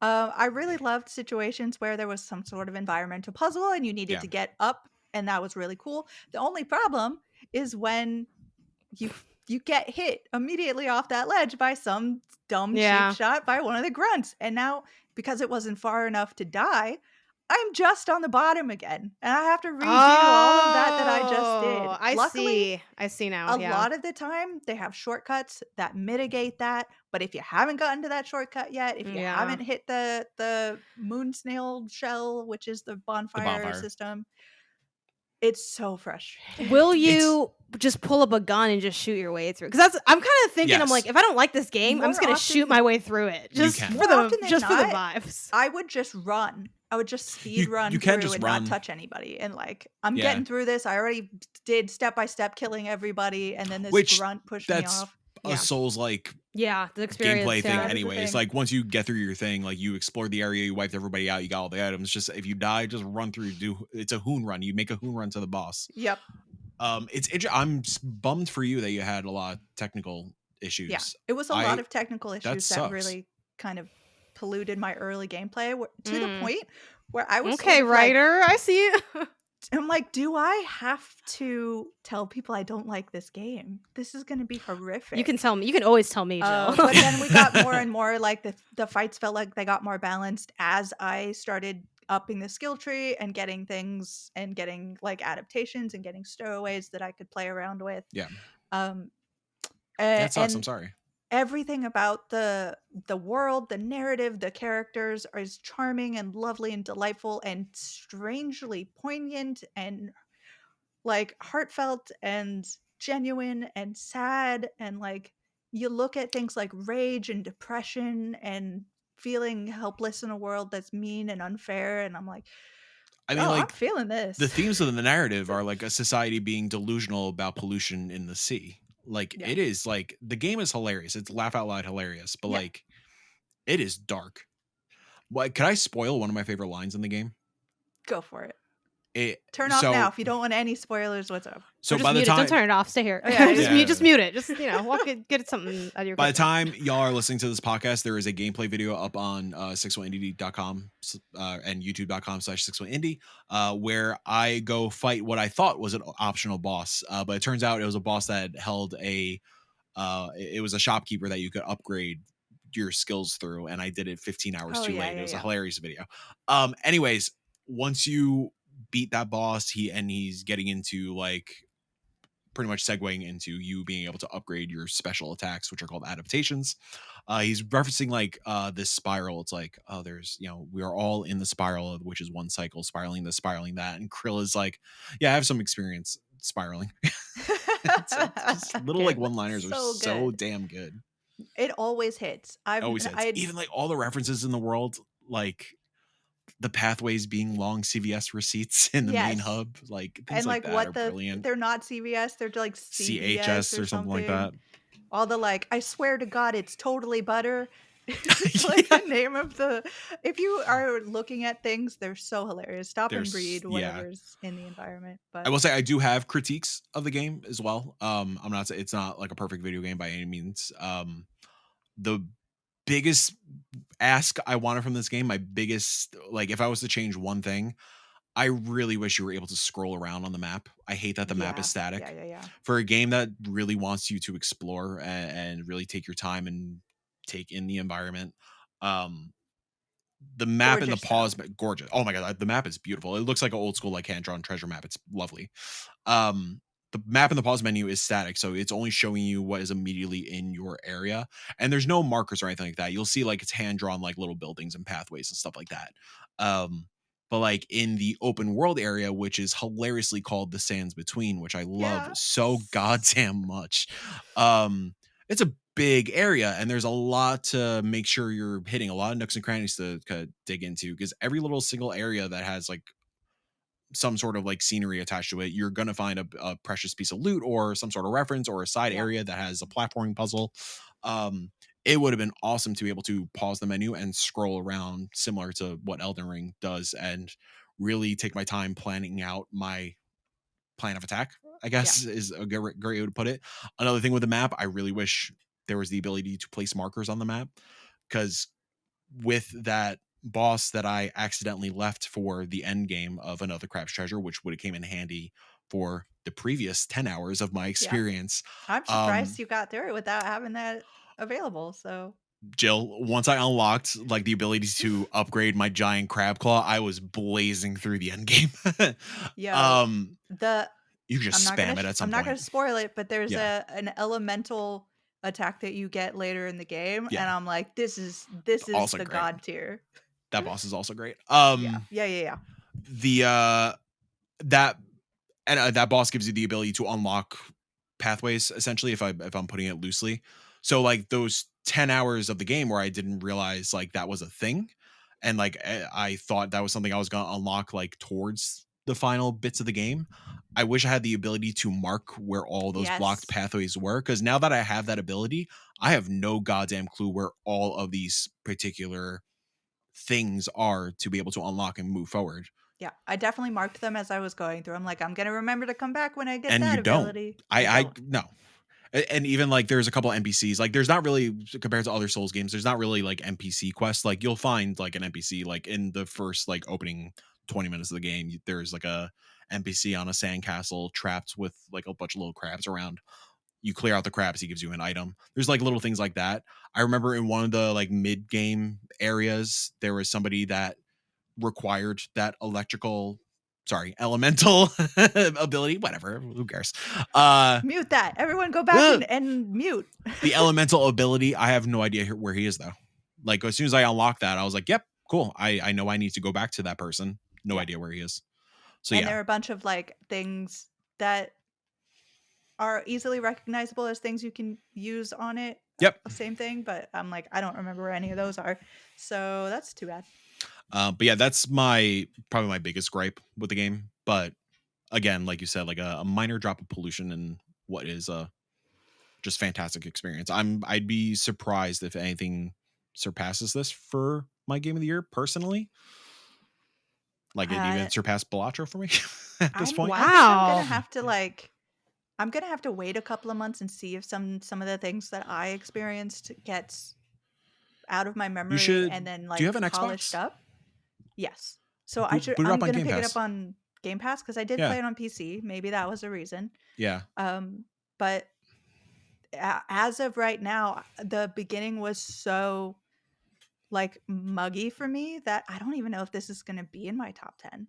I would give it another shot So on consoles. I will say that I played my 17 hours purely on Steam Deck. And like it's not verified on Steam Deck, but it's totally playable. You'll notice yeah. some frame fluctuation depending on how much is happening on screen. But it was nothing that really impacted the gameplay. I never felt like I got cheated out of a boss fight because the frames dipped or anything like that. I will say when I booted it on PlayStation, I can't go back. Like the game plays so well on console, it's so smooth. I Aside need to from go check like that out. hitching when you're entering new areas, it's oh my god, it's night and day. Well, that's another Crab's Treasure, everybody, and that is out today as of By the time you're dropping. listening, it's out today. Yep. So go in if you've got Game Pass. Like, it's really a no-brainer. But go in armed with our knowledge, and we'll move on to Janet, who has another game that hit a disparity of people's thoughts. So tell me what you thought about Tales of Kinzera. What a setup. Yeah, Tales of Kinzera Zhao, excuse me. This is a title that I, had previewed at GDC. We had talked about it when the demo had dropped. I was like really hot on it off of the GDC preview. I was like, yeah, like we're jumping around. We're like fighting stuff. That's kind of all I really need. I'll be honest, I'm a pretty simple person. So I went in being like, yeah, this is gonna hit, and it's fine. And that's kind of, so many places to begin. So to make a long story short and then to make a short story long, that's the order we're going. I think this game's fine. It is a very strong okay or a kind of weak good. I don't know where I'm landing yet. Maybe leaning on the good part, but it's technically good, which is like the worst kind of good that it could be. Just from, again, my perspective specifically. So that's that situation. And for that reason, it's a little bit of a bummer because I thought like I was really going to be hot on this, and it just didn't really quite shake out for me that way. There's 4 acts that make up the game. I am partway through Act 2, so I'm a pretty good chunk into it. You know, I've done a boss, have gotten some powers, classic Metroidvania stuff. But yes, this is in a Metroidvania that implores this sort of Afrofuturism. It's like pulling a lot of lore, but also has like a very unique semi-futuristic, but also like naturalistic aesthetic where it kind of sets up in like this future vibe, but then the gameplay itself is very much in the vein of like Ori, like the coloration reminds me a lot of Ori. So let me start with kind of the good. I think some things that this game does really well and that make it really unique is the way that it kind of gives you like a lot of abilities out the gate, which like, yes, more Metroidvanias where the first little chunk isn't like, can I run? Like, can I be able to kind of do stuff? I think you're really empowered mechanically at the beginning of this game. The entire combat system is based off this 2 mask mechanic where you have Mhm. the mask of the moon and the mask of the sun. The moon is your like distance, kind of like projectiles that you can fire, and the sun is more like melee focused. You get like, you know, a double jump already, so you got a dash. So I'm like, oh, that's so that was like the first thing that hit me. I'm like, wow, a dash immediately, they dare to dream. That's what I wrote in my little notebook. So but then I continued on, and you know, things became a little bit more mixed. Like, and it's kind of like the death of a thousand cuts for me in this game because there's nothing that the game is specifically doing that I think is wrong. Like, there's very few things that I think are wrong, but it kind of ends up being mechanically and structurally a bit generic, which is shocking because I think the narrative setup of sort of the grieving of this father's death and kind of exploring like death in the afterlife and kind of going through this like emotional story, I think that setup's unique. I think, again, having so many abilities at the beginning and this dual ability thing is really unique. But then as a Metroidvania, so many things that I think just don't really work in service of the genre. One of the big ones being when you enter an area, that area's map is like automatically revealed. I'm like, what is going on with that? Like, Hmm. I feel like that's one of the number one like I'd say the number one hallmark of the Metroidvania is, of course, the hey, I have the ability that lets me like open this color door or something like that, right? But the number 2 is the way you interact with the map and the way you also go about exploration. So having the map already unveiled, it's like, well, there's the mystery kind of gone. And there's one thing to like gain a map piece where it's like kind of the best of both worlds, where it's like, oh, a little Mhm. bit of mystery. Yes, I bought the map piece or I gained it. And I think that's I think a good Metroidvania, and the reason that I end up sort of being like, God, another Metroidvania so many times, is because it can have that frustration. But again, when done well, it's so good because it's that great push and pull of exploration and mystery and empowerment and struggle, and it's a really but for that reason too, it's a delicate dance that not everyone can pull off well, and that's sort of where Metroidvania has kind of become my sticking point. In this game, I feel like it didn't want to hit the cons of the Metroidvania, but in that it forgot to hit the pros. So I'm like, ooh, like, well, what are we really doing here? Like, so many, you know, it misses, like, I think it misses the magic of what a good Metroidvania is. Like, it's not necessarily a bad game, but it's not a good Metroidvania. And I think that's kind of where where do I land on this, like, score wise, right? Kind of comes into play because one of my favorite parts of a Metroidvania is when you get that new ability and you're like, oh my God, I'm going to go here and here and here. And maybe you don't remember where those places are, but you have that excitement or or as you explore, you're like, something's just out of reach. I know how am I going to get up there? Maybe they're going to give me a grappling hook. Like, you know, what could it be? And you're kind of looking around, and I think so much of what makes Metroidvania special is invoking also the curiosity in the player.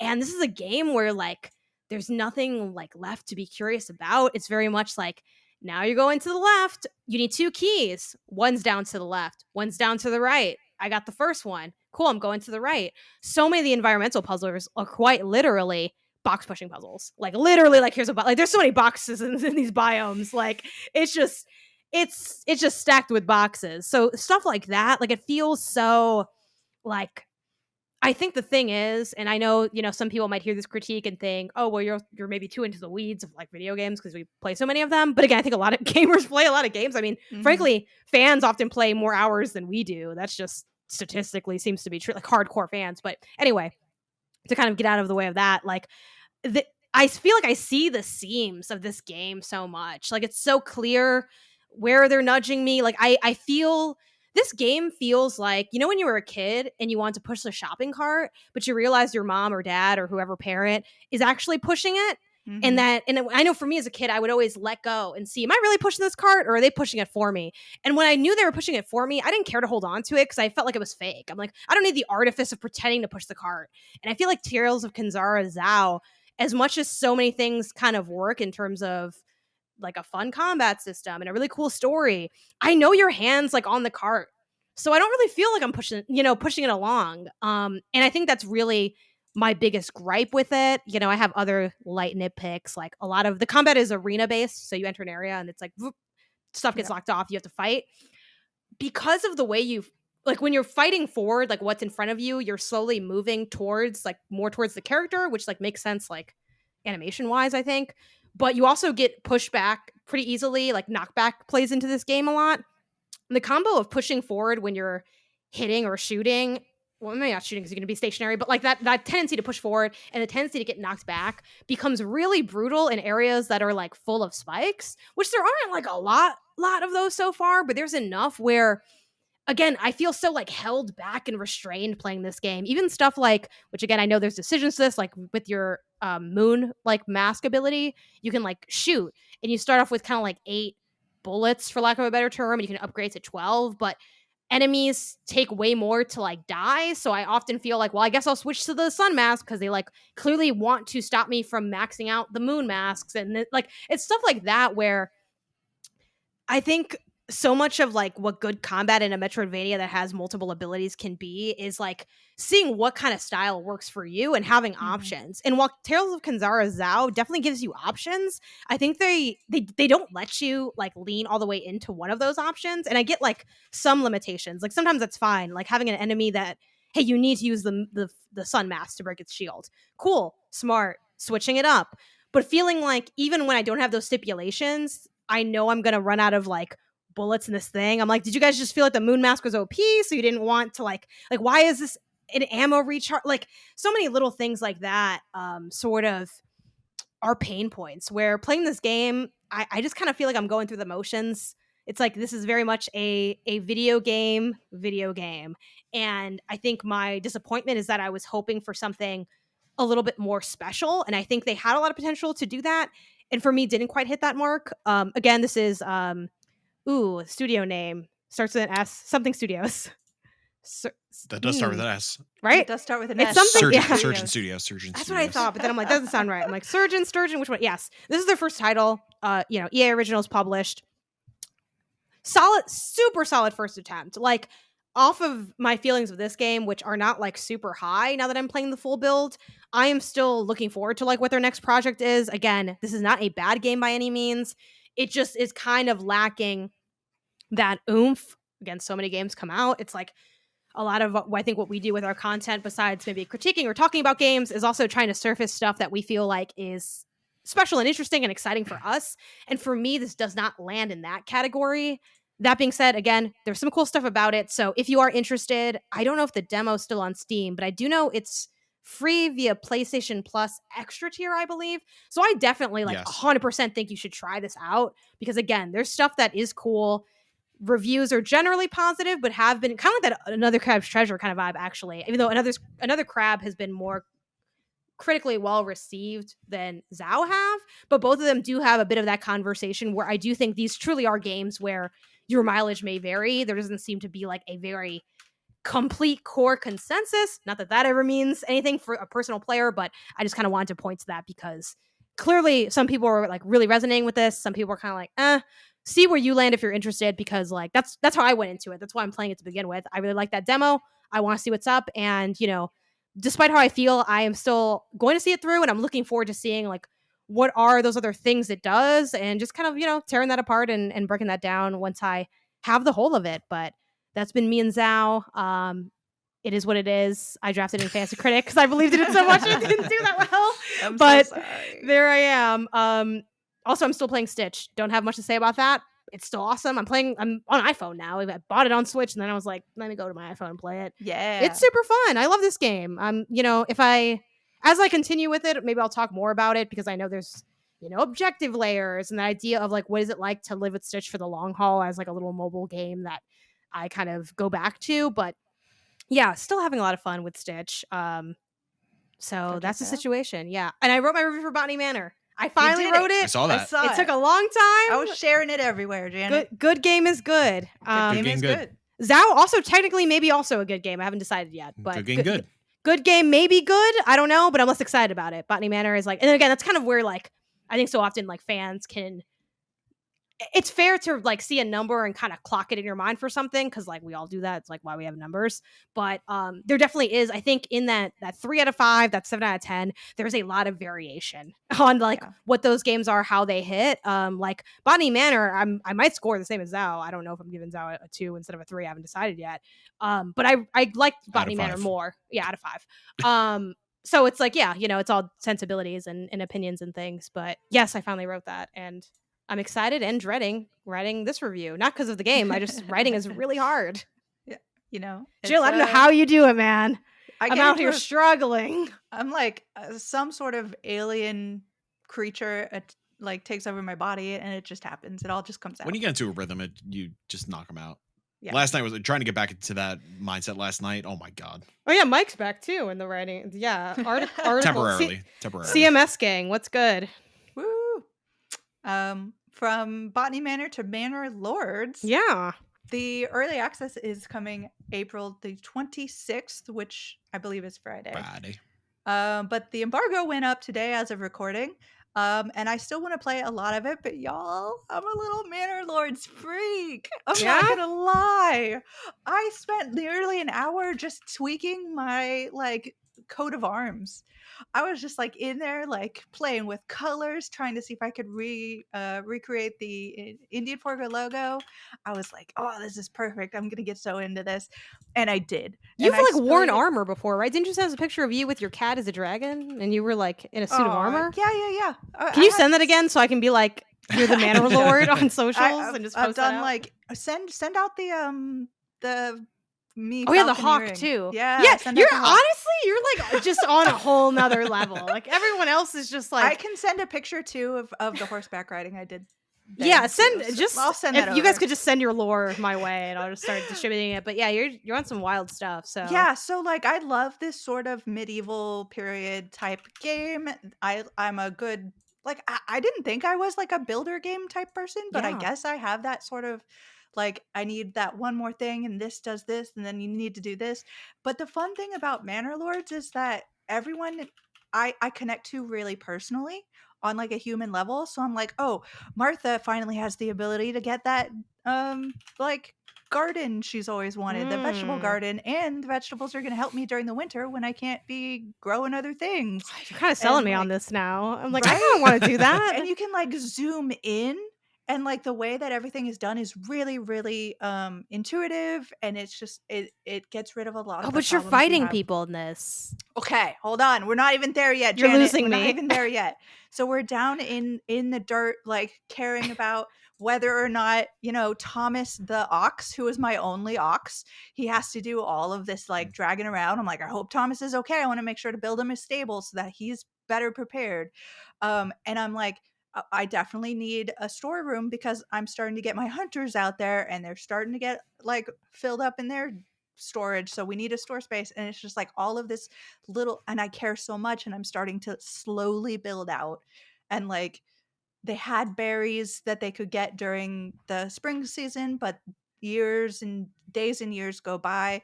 And months go by. So it's like, okay, now it's winter and they can't get berries. So how are we going to make sure that they're eating a variety of things and they're not getting sick, because I don't have the option to have herbs right now. And so like there's a lot of that. So I'm slowly building out to the outer world. And in the macro, this game is kind of like Risk.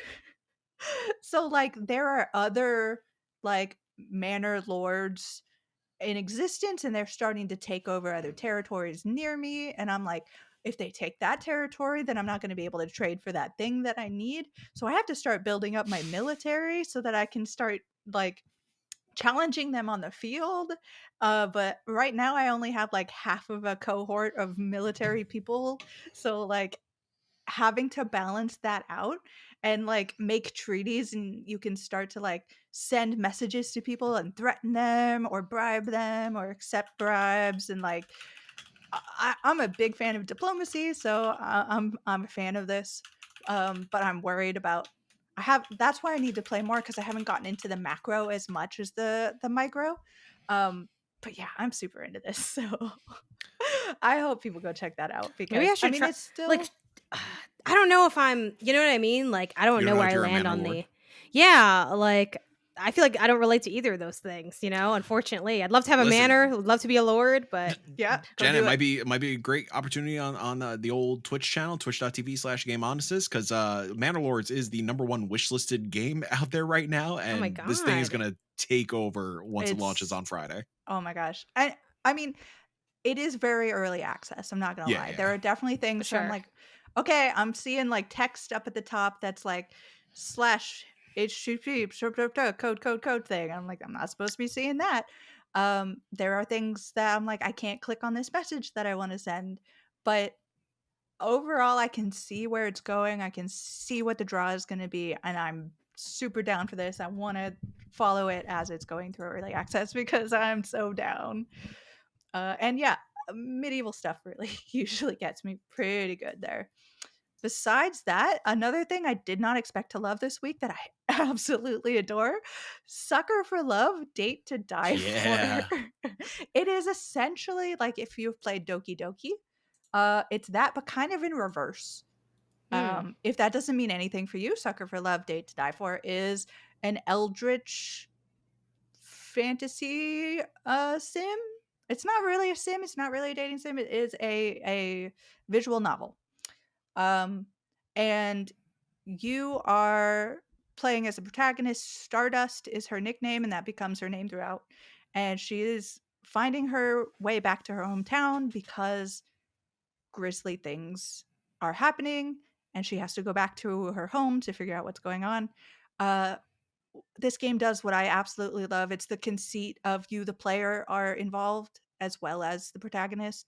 So like the entry is or the original menu is like you looking at a bunch of VHS tapes of like 90s anime. It's like so old school. If you were in the 90s, if you were a 90s kid and you enjoyed getting anime, like everything about this is going to just hit in a nostalgic way that you're not prepared for.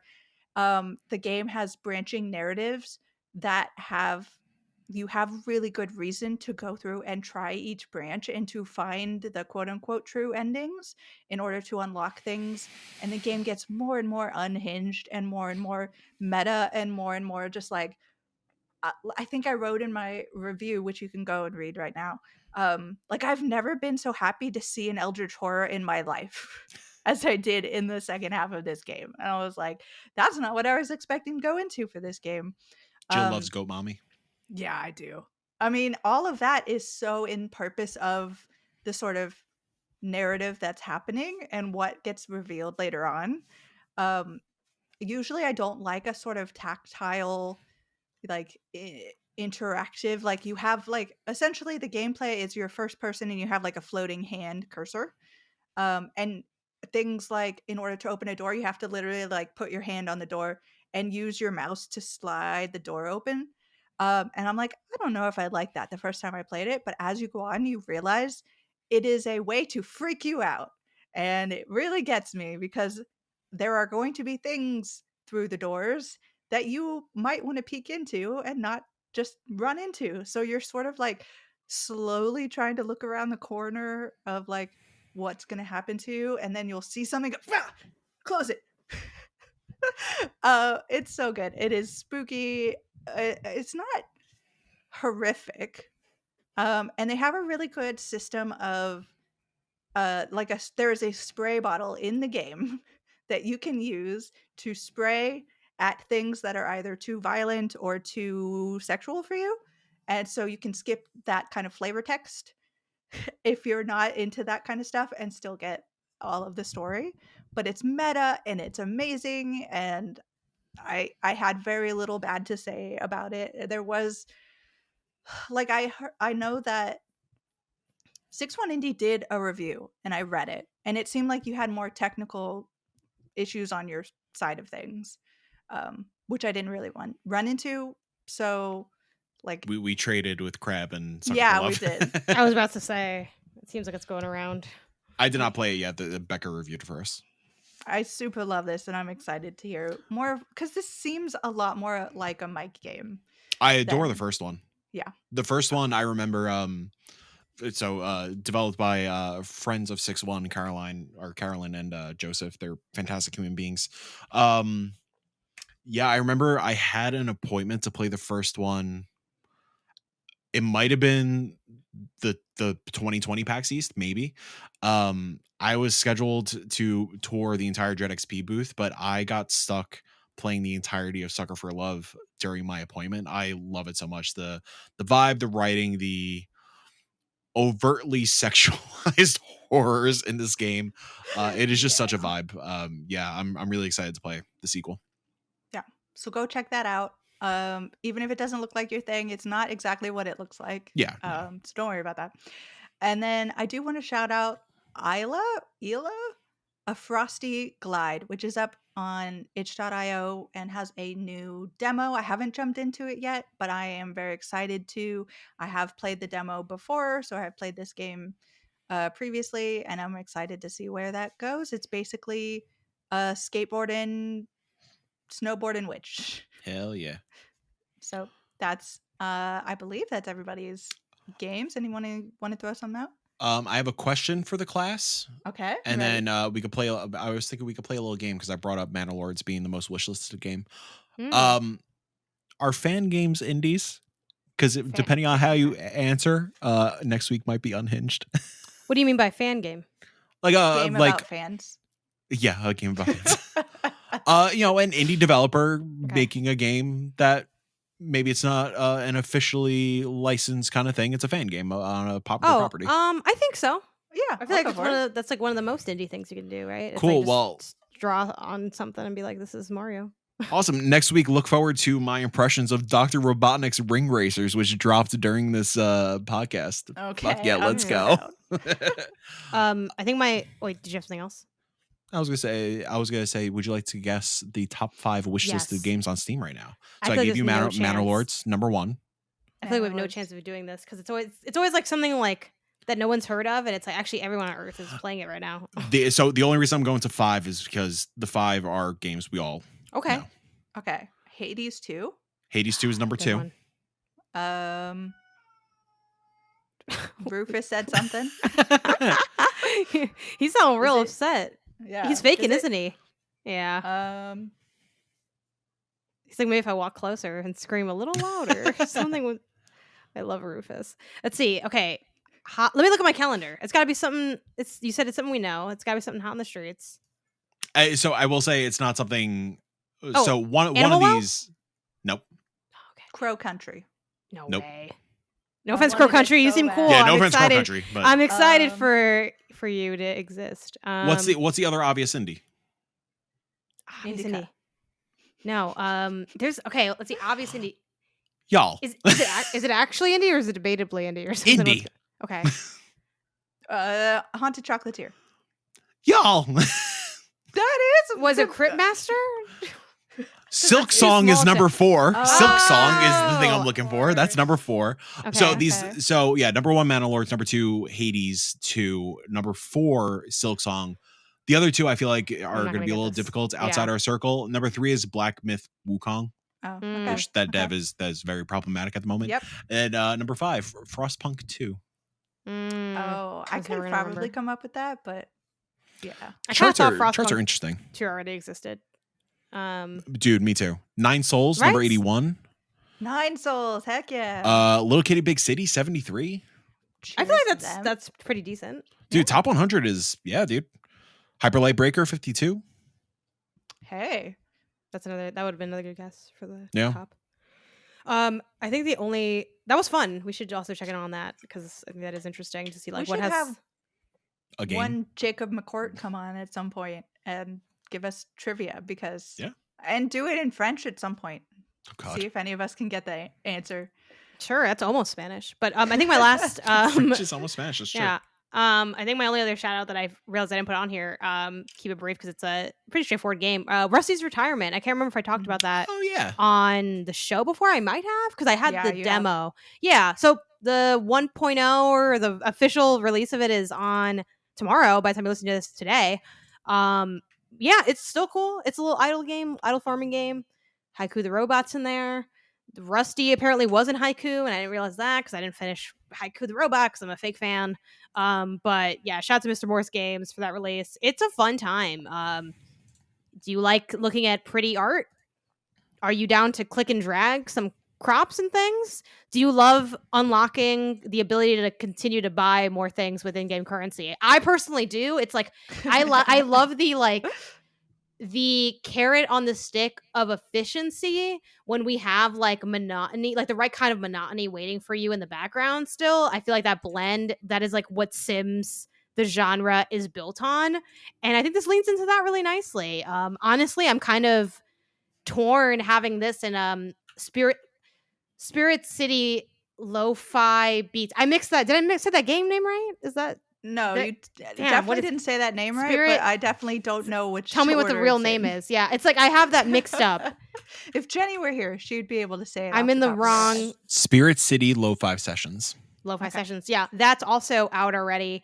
I haven't gone back to that as much because I've been so busy, like having Rusty in the background if I have an idle kind of side thing. But that's also out fully, and I'll probably be dipping more into that. So it's a good time for, and certainly there are plenty of games of this style that already exist on Steam. But for me, these are like the two that I'm kind of bouncing between that I really like. Yeah, with God, would you say Spirits? Spirit City Lo-Fi Sessions. Okay, with Yeah. Spirit City specifically, I was really looking forward to that full release because they are going to have some degree of like an underlying